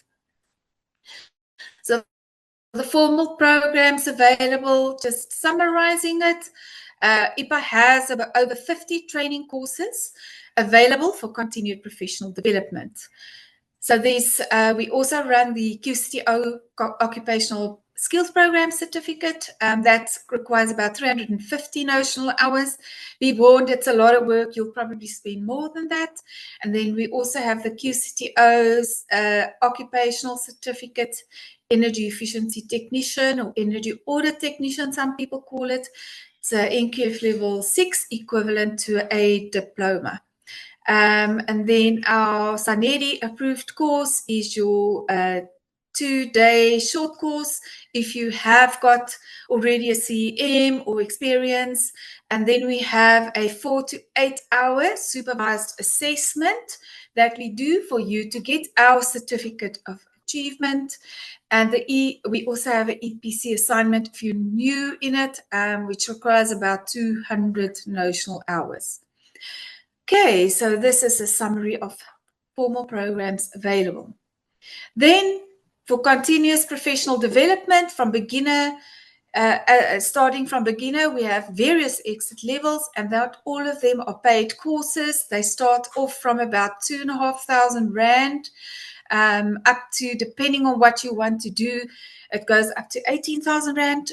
There's awareness creation and advisory on stakeholder and requirements. There's data and information collection training. There's analysis, calculation, and issuing of EPCs and EPC reports. There's improvement recommendations. There's running an EPC business and responding to tenders and quotes. There's how to develop terms of reference for tenders, quality management system for EPC registered professionals, running an EPC business and converting your business to an energy services company. Our content includes theory, practical work with a trainer, assignments where we support you to do your own work, to get your work experience required. And then we offer on-demand where you can log in, train in your own time, live online training, as well as in-person in our Energy Efficient Training Center. So to EPC or not to EPC, you can log on to our webpage, find our chatbot there, because you need to decide, does your building need an EPC? And the chatbot will guide you through that. You need to just see, is your building do you fall in that building classification? Is the size correct? Have you had any major renovations in the last 2 years? And has your building been occupied for 2 years or longer? And you can find the chat bot on our SANEDI EPC directory under EPA, Registered Professionals Directory. And on that page too is the links to all the information you can need to decide on EPCs. And that is it from me. You can contact me on our office number, visit our website to see all our courses, our calendar is out for next year, and you can email me on that email address. Over to you, Chris. Thank you, Yolanda. And I think you can see, colleagues, there is a tremendous resource out there. The IAPA website and associated links and documents, the courses they offer, and the direct contact that you can have with Yolanda and her team will, I think, offer a huge resource, from the highest level, the sort of quality assurance practitioners, through to the practitioners, the professional practitioners, through to the actual practitioners themselves, as opposed to the professionals, and to, to people working in buildings, to be trained in this process.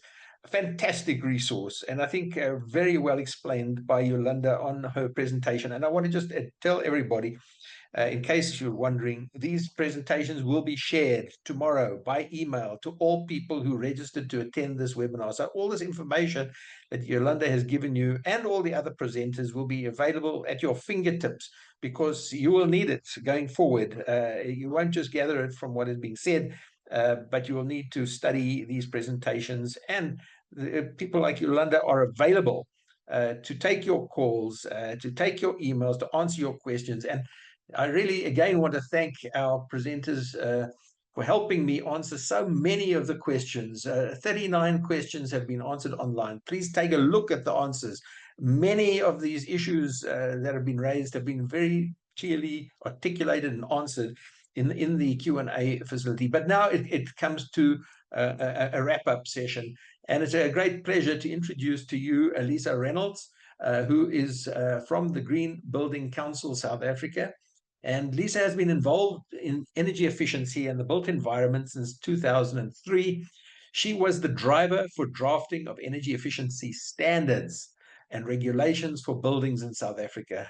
Her passion for the green space started with the birth of the Green Building Council South Africa in 2007. And for many years, she served on the board of the Green Building Council. And then she became CEO of the council in June 2020. Lisa has a BSc degree and MBA degree and is a certified energy manager. Her awards include the 2007 ITA Award for Women, the 2008 SAEE, that's the South African Energy Efficiency Individual Energy Award, the 2012 SABS Standards Writer Award, the 2014 Women in Energy Award, and the 2016 Professor Ian Lane Hall of Fame Award. Do you remember Professor Ian Lane, a real pioneer in the energy efficiency business? Sadly, he passed away in an accident involving a bicycle accident that he was riding a bicycle. So tragic end to a very illustrious career, Professor Ian Lane. So with that, it's over to you, Lisa. It's great to see you there, and we're looking forward to your closing remarks, your insights, your personal views, and some motivation to get this done. Over to you, Lisa. Thanks, Chris. And thank you for that introduction. Yes, there's been a lot of wonderful people who have walked this path. Even, I consider myself a sort of senior in the space now. As I said, I started this journey in 2003. So sort of 22 years later, I'm still doing this because it's a passion. And once you start, it's your path. So for those of you who don't know, I was also the facilitator for the working group who wrote the first SANS 1544. Just for updating, we're actually busy with the next draft.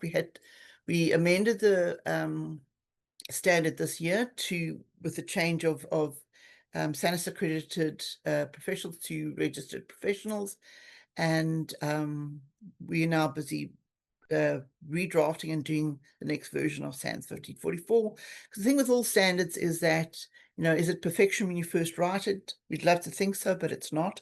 So we are, as people have done the EPCs, we've, got as much information as possible, seen where the loopholes are, seen where people, it's not clear what to do, and we're trying to fix those. So Chris, thank you for putting this amazing set of speakers together. It's really does sum up every piece of the energy performance certificates process. And I think it's quite important what every speaker said in this side, and just to start with the Deputy Minister. And it's really, she just encouraged us to register and get this done, and sort of how much we've come, how far we've come, but how much more that we still have to do. And I think the it's also understanding that energy performance certificates by themselves will not save energy. They're the first step. And the thing is, and she said, the old adage, you can't manage what you don't measure. And I think that's the most important thing, is if we're going to go further in this energy efficiency journey of ours, we have to be able to measure it. And I think as Theo said, if unfortunately a lot of people don't do things voluntarily, we have to mandate it, we have to legislate it to get everybody on board to do what we need to do. We started writing SANS 10400XA, and we started looking for data back in 2003 when it was still SANS 204. I don't know if you'll remember that one. And and the big thing was understanding where buildings were, and we just never got that impression. And again, 10400XA is, and National Building Regulation XA is for new builds. We've got a huge existing building stock that we need to understand where is the energy, and what energy is being used by, and then how can we do the next steps. And the Deputy Minister also gave us the commitment that government is going to fulfill their commitment. And it's really just she also reiterated the deadline won't be moved, but it's our deadline to register, and it's, again, don't look at it as a punishment tool, but it's for better decision making. Kulile went through, again, a lot of the background, where we are in the world stage, why it's important for us to do this kind of thing. When we were in the midst of load shedding, I spoke to Green Building Council members, a lot of the property sector, and I said, if every building in South Africa could save 10% of energy, or even 5% of energy, we could actually have saved a power station. And that's the thing. It's each building by itself, you think, is small in this whole picture, but en masse, if you look at the number of buildings through, and you look at the numbers of, I know, 34% of energy, 37% of carbon emissions are done en masse by buildings. There's so much potential to change things, and to change the space, and to really achieve what we needed to do. I'd also like to encourage, the Department of Electricity and Energy is doing a lot to really facilitate this process. They have put in, digitization, and they're really trying to assist that this process becomes streamlined and is easier to do. So I must really recognize them for, not just putting down a legislation and then walking away. They've really tried to facilitate everybody's concerns and just facilitate the whole process. And it's just about looking at this, putting in these investments, and adopting the models, understanding there are challenges. But I think throughout every presenter said there are challenges, but they're not insurmountable, and they can be done. Theo went on to I loved your title, Theo, about overseeing the irrational decision making. So I really enjoyed that, and sort of really looking at behavior versus equipment, and acknowledging that South Africa, we've done a lot. And I think Kulile's side as well showed that we have moved, we've taken action. People often say, oh, South Africa, we don't take action. We look at things and we wait till the last minute. Sure, maybe we do, but we have taken action, and it's shown savings. So I love this sort of quantification of these savings.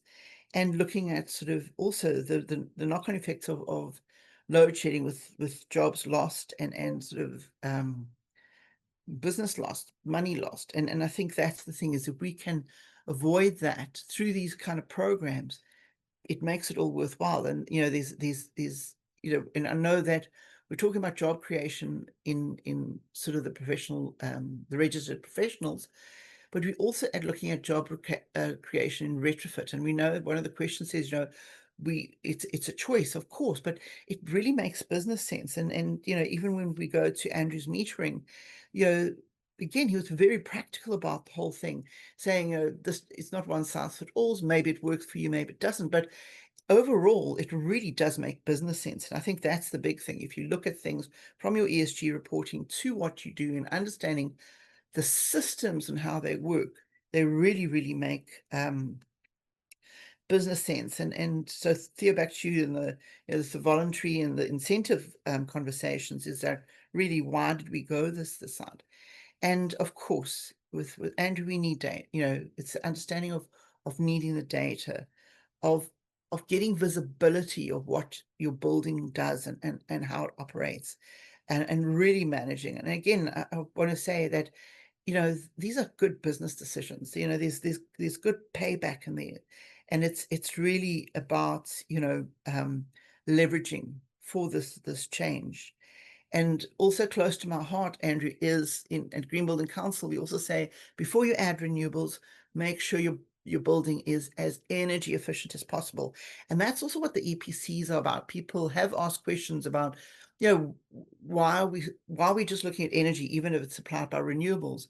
Because we want to first say, let's make this building as energy as possible. You know, we always say that, you know, energy from the sun is free, but solar panels and batteries are not.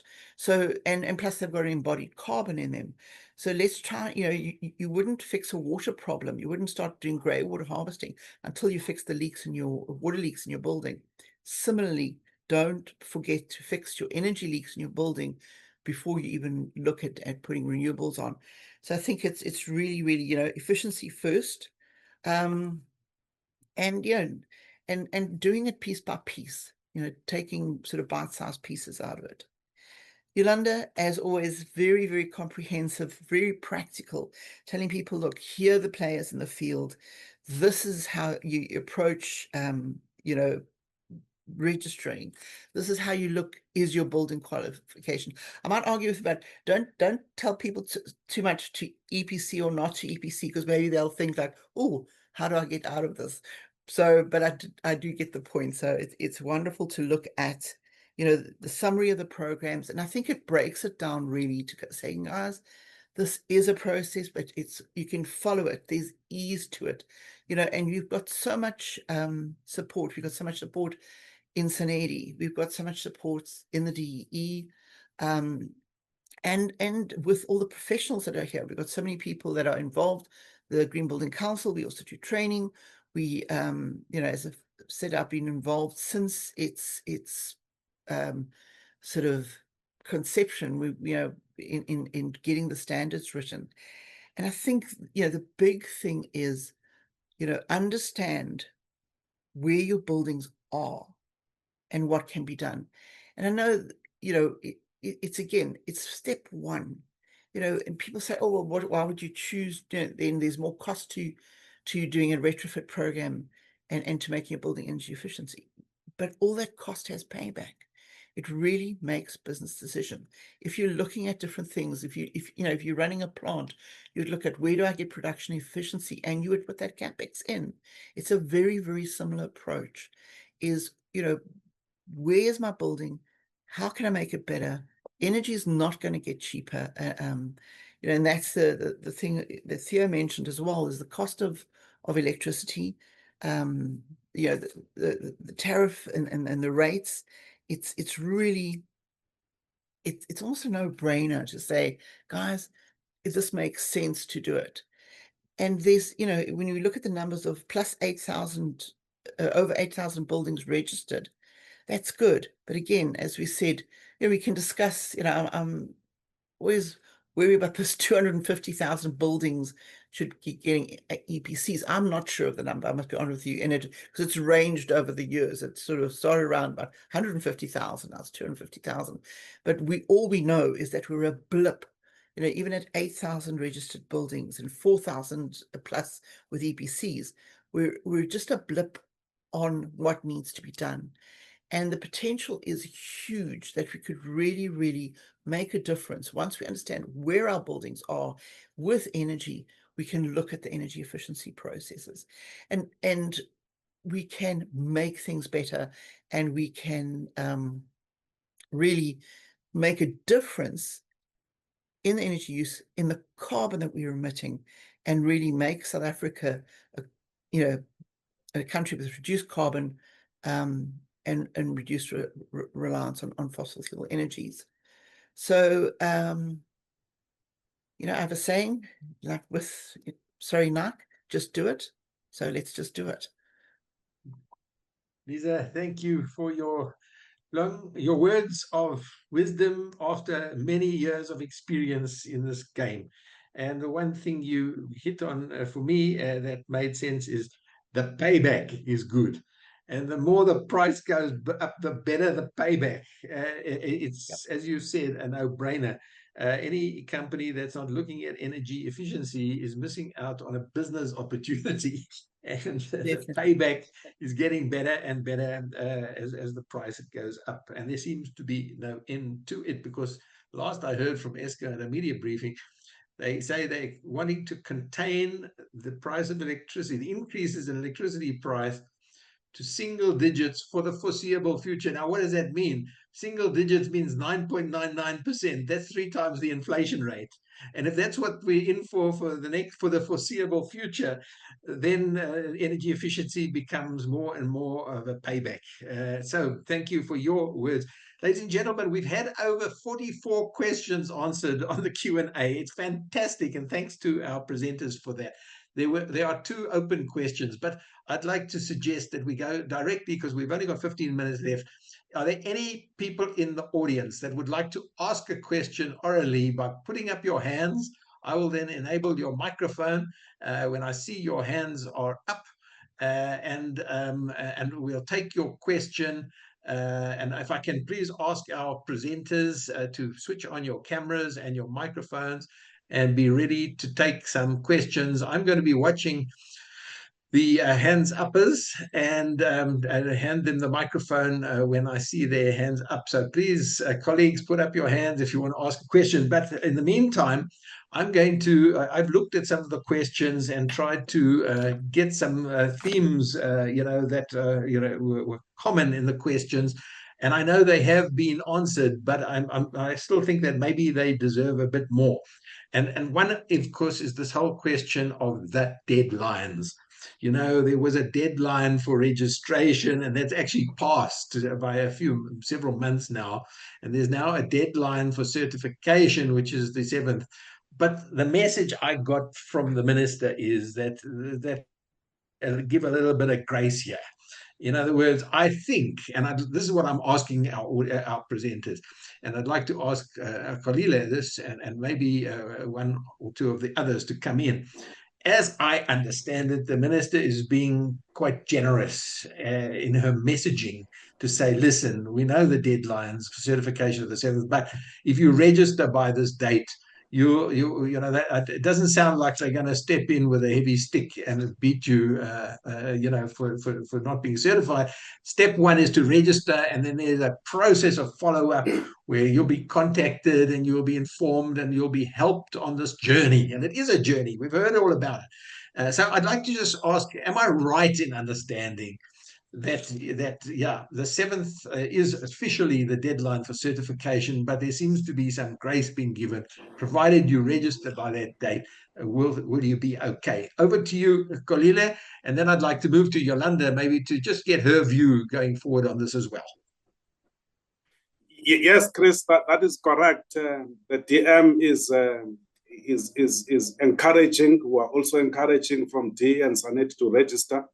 But I just want to indicate, Chris, that the offense or the non-compliance of the regulation is an offense in terms of the Energy Act, then it means the minister must then take some action post the 7th of December. So the encouragement for people to register, remember there are 8,000 plus buildings that are registered, and then they are within that, almost half of them are not with EPCs. But there are those buildings that are not registered. So it means we don't know, we can't know, we rely on the market to say there are buildings that are actually not registered, hence the encouragement. But between now and the 7th of December, both the deputy minister and the minister, with ourselves as a support through legal opinion, were providing that particular legal opinion. But our encouragement, register a building so that you can be known, then you can be supported, and then once you are known, and then you are not outside the Building Energy Performance Register, you can actually be supported. But in terms of compliance to the issuing of the deadline up until the 7th of December on the 7th, then the minister and the deputy minister will then actually pronounce what we call a public notification, what then will apply. So once you have registered, I was also encouraging in the Q&A questions, register, but at the same time, if you can actually provide an indication in writing to us, how many buildings, what's your compliance plan, what do you need, then we're able to actually reach out. Thanks, Chris. Yeah, thanks. I got that message. That actually the message is to first register and then start talking. Talk to the department, talk to the Senedi, talk to the professionals, talk to IEPA, and start the conversation. And that I think will go a hell of a long way. Yolanda, am I right in this? And what are your comments about this registration, certification, deadlines, penalties story? How do you see it? Okay, so the regulations that were published state that the buildings had to be registered by the 2nd of August 2024. So that's the first compliance requirement. The second one is to have your building certified with an EPC by the 7th of December 2025. And then the other thing to watch out for, your certificate, you need to email it still in, and hopefully that will become part of the automated system soon, a certified copy of your EPC certificate to Sanedi 3 months from the date that EPC was issued. It has to be in your foyer on the 7th of December, the foyer of your building. If you have 7 building entrances, it must be in all 7. We've got somebody with that. Thank you. Look, so guys, you need to comply. But the least you need to do is to register, because that deadline has actually passed. And I do get the sense that while we await the ministers and the deputy minister's sort of announcement thereafter, I get the sense that that if you show intent to register or to comply, that you should be okay. But I'm not going to try and second guess the minister's response. Chisekula, I do see your hands up, and I am going to allow you to talk shortly, Chisekula. But before I do, I just want to comment or a question, or get to our audience.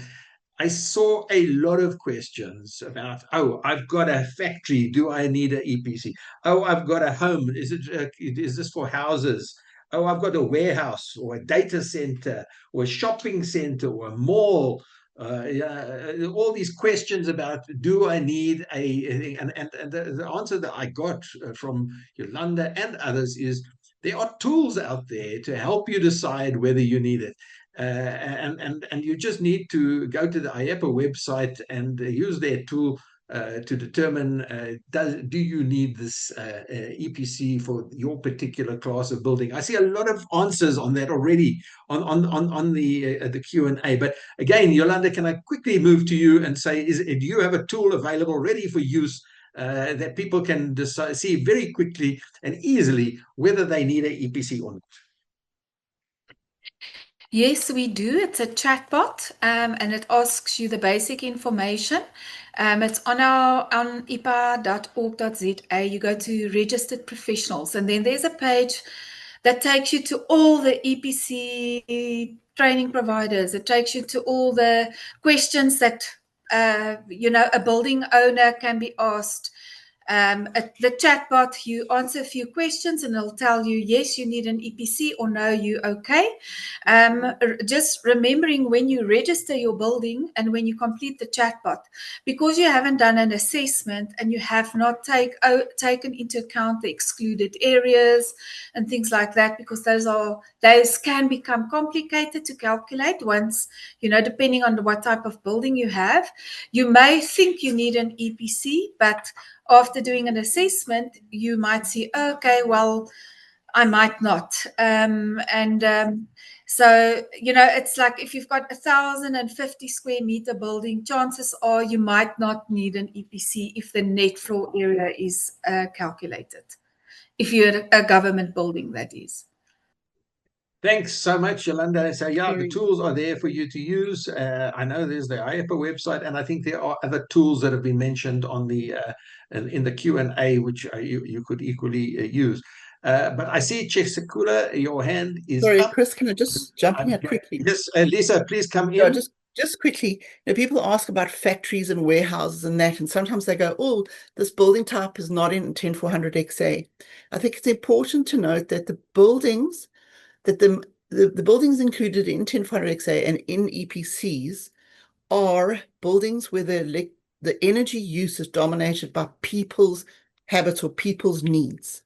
So if you look at a factory or a warehouse, the energy used inside those buildings are not people use or people comfort energy source, needs.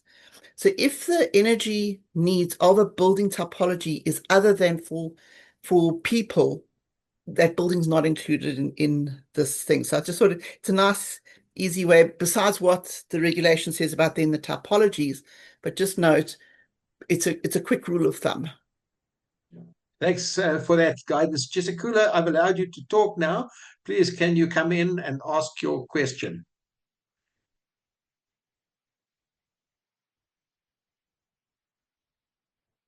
Chesikula, your microphone is on, I see. Please ask your question. Thank you, Chris. Can you hear me now? Yes, we can hear you loud and clear. Oh, great, thank you. Thank you for putting this together.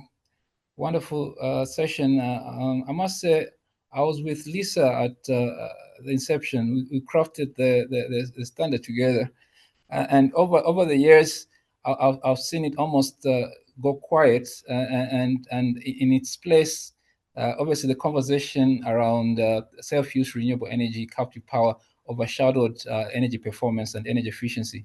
Obviously, it's great now that it's revisited. The question that begs is what happened?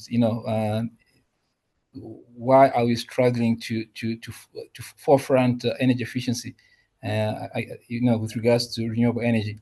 And my other, not so much a question, is just a statement with regards to electricity pricing. The issue that we think, basically, we're talking about energy price driven motivation for adoption of energy efficiency. And I've got two issues that maybe the panelists can discuss. One is the issue of price elasticity. So we understand, and it's proven that demand for energy is inelastic, meaning whether we increase the prices, the consumption does not significantly increase. That's the one part. And the second part, in the context of energy price increase, if we talk about low-income households, we are saying higher prices will definitely, and this is the conversation we're having, disproportionately burden vulnerable populations. So we cannot be punting increasing energy prices to motivate, comments to the panelists. That's my contribution. Thank you, Chris, and thank you, seeing you all. Yeah. Thanks, Chesikulu. And I'm going to pose this to Theo, and also just my own comment. Yes, you talked about the inelasticity of price when it comes to electricity. I would say that was probably the case when there were no other alternatives. But now that there are alternative energy supply options and alternatives in the form of renewable energy and batteries and this sort of thing, I would venture to suggest that the electricity price is becoming more elastic as we get more options. But that's just me. Over to you, Theo. What do you say to this whole question that Chesikula has raised? Yeah, thank you, Chris. Firstly, I'd like to start off by saying that let's not get into a standoff situation between registering and not registering for EPCs and all of that sort of thing. Just register, because otherwise you force people into a position, or the minister to, or the deputy minister to make a decision. So just let's register and let's work together. We don't need to go to court and all of those sort of things, which is a central message I was trying to get through in my presentation. In terms of the price elasticity, I think, the load shedding, then it became about energy security, not about environment, not about cost, because all of a sudden people found the money to go and stick a generator or PV or whatever, because it was about energy security. So it depends at the time what the underlying dynamics are in all of this. We have, Eskom has done, it's a little bit outdated now, but they have shown that there is elasticity. There's a point where you cannot avoid, you have to spend money on electricity, but there comes a point where you move to other things. And by income bracket, that can change significantly. You move away from electricity, it can encourage theft, or you start moving to burning wood indoors, and then you have health issues. On the other end, you start doing other things. So there is a cutoff point where elasticity does become an issue. And I think the important thing is to look at this and say, in a more rational way, and I think it was the point that several of the speakers and Lisa summed up. See where you can save first, understand what you can do, and then take the action, not the other way around, which is what we always seem to do, is try and find a silver bullet. I know it's messy, I know it's difficult, I know it's complicated, but you have to go through the steps if you want to maximize the savings. So I'll stop there to give a chance for other questions. Thanks. Look, colleagues, we are officially out of time, but I see two more hands up questions that I'm going to take, even though we're going to extend the time a little bit, provided our presenters can stay on. And the first one is from Anthony Weweche. I hope I've pronounced your surname correctly, Anthony, but I'm allowing you to talk. Please, can you ask your question? Hi, Chris. It's close enough. It's Vivagy. I lost connectivity towards the end, and also the questions seem to have disappeared. I was following them, and I can only see 5 questions. I tried to put a question up. I don't think it went through. I'd like to know, on the metering, what is the accuracy requirement of those meters, and what are the calibration requirements? Thank you. Yeah, thanks. Andrew, I'm pleased that one is directed at you, because you haven't had a chance to answer any questions yet. So over to you, please, if you can handle this one. Thanks, Chris. So, Anthony, from that perspective, the requirements by standards is a class 2 meter. Most people will punt a class 1 or a class 1 meter, so 1% accuracy. And it depends on where you're metering in the scale of things. Then on the other side of that is, if you look at your sub-metering elements of that, depending on what you're doing with that metering, depends on exactly sort of what class you need to look at. But traditionally, a class 1 and class 2 in those environments will give you sufficient resolution to actually get the detail and be able to process it either through payment or through registration and data submission. Thanks, Andrew, for that very clear answer. And I'm going to take one last question now. And ask, and that would be Greg Diana. Greg, great to see you online here. I'm switching on your microphone, and please, can you come in and ask your question? Morning, Chris, and morning to all the panelists. And from this end, I see a lot of worried faces. But I'd just like to back up the entire motivation or reason for this, and back up what Theo said is, don't worry about the nitty-gritty. The main thing is just register. If in doubt, register. You can always sort things out afterwards. But if you do it the other way around, you're going to get into trouble. So I'd like to leave with that, to fully support that people should just forget the detail, register, and sort out all the nonsense after that. Thank you. Bye-bye. Greg, thank you for your words of wisdom, and I think it aligns with what we've heard from the Deputy Minister, from Khaleesi, and from all our other presenters. Yeah, it's been a great webinar. I'm bringing it to a close now. We're slightly over 5 minutes over time, but I really appreciated the presentations today. Really, I think they've been constructive, they've been practical, they've covered the law, the regulations, and technology, and how to go about doing things, and training, and with some wise words from Lisa at the end, putting this whole picture clearly. And what a nice way to wrap up, Greg, because you've said what the minister said several times. Please register. I think that is the first step, and the necessary step to register, in this lead up to the 7th of December. And after that, I'm sure things will go pretty smoothly, because it seems like there's a whole machine behind this waiting to take things forward and to help you on this road ahead. And so I think it's been a very pragmatic and practical and useful webinar today. And I'd like to thank the various companies that have supported it. That is the Green Building Council of South Africa, the Institute of Energy Professionals Africa, Unlimited Energy, and CBI Electric, and most important, the Department of Electricity and Energy. It was wonderful having the Deputy Minister on board with a very clear and I thought empathetic message to the audience, followed by Khaleesi, who really backed it up with lots more in-depth information. So all in all, I found it a very useful and important presentation as we lead up to the 7th of December. Ladies and gentlemen, this is probably going to be our last webinar for the year. I just want to take the opportunity, to thank you for your participation and to wish you well over the Christmas festive season. And we will certainly see you back, I hope, next year with our program of webinars into 2026. So from me, Chris Yelland and EE Business Intelligence, it's over and out, and see you again.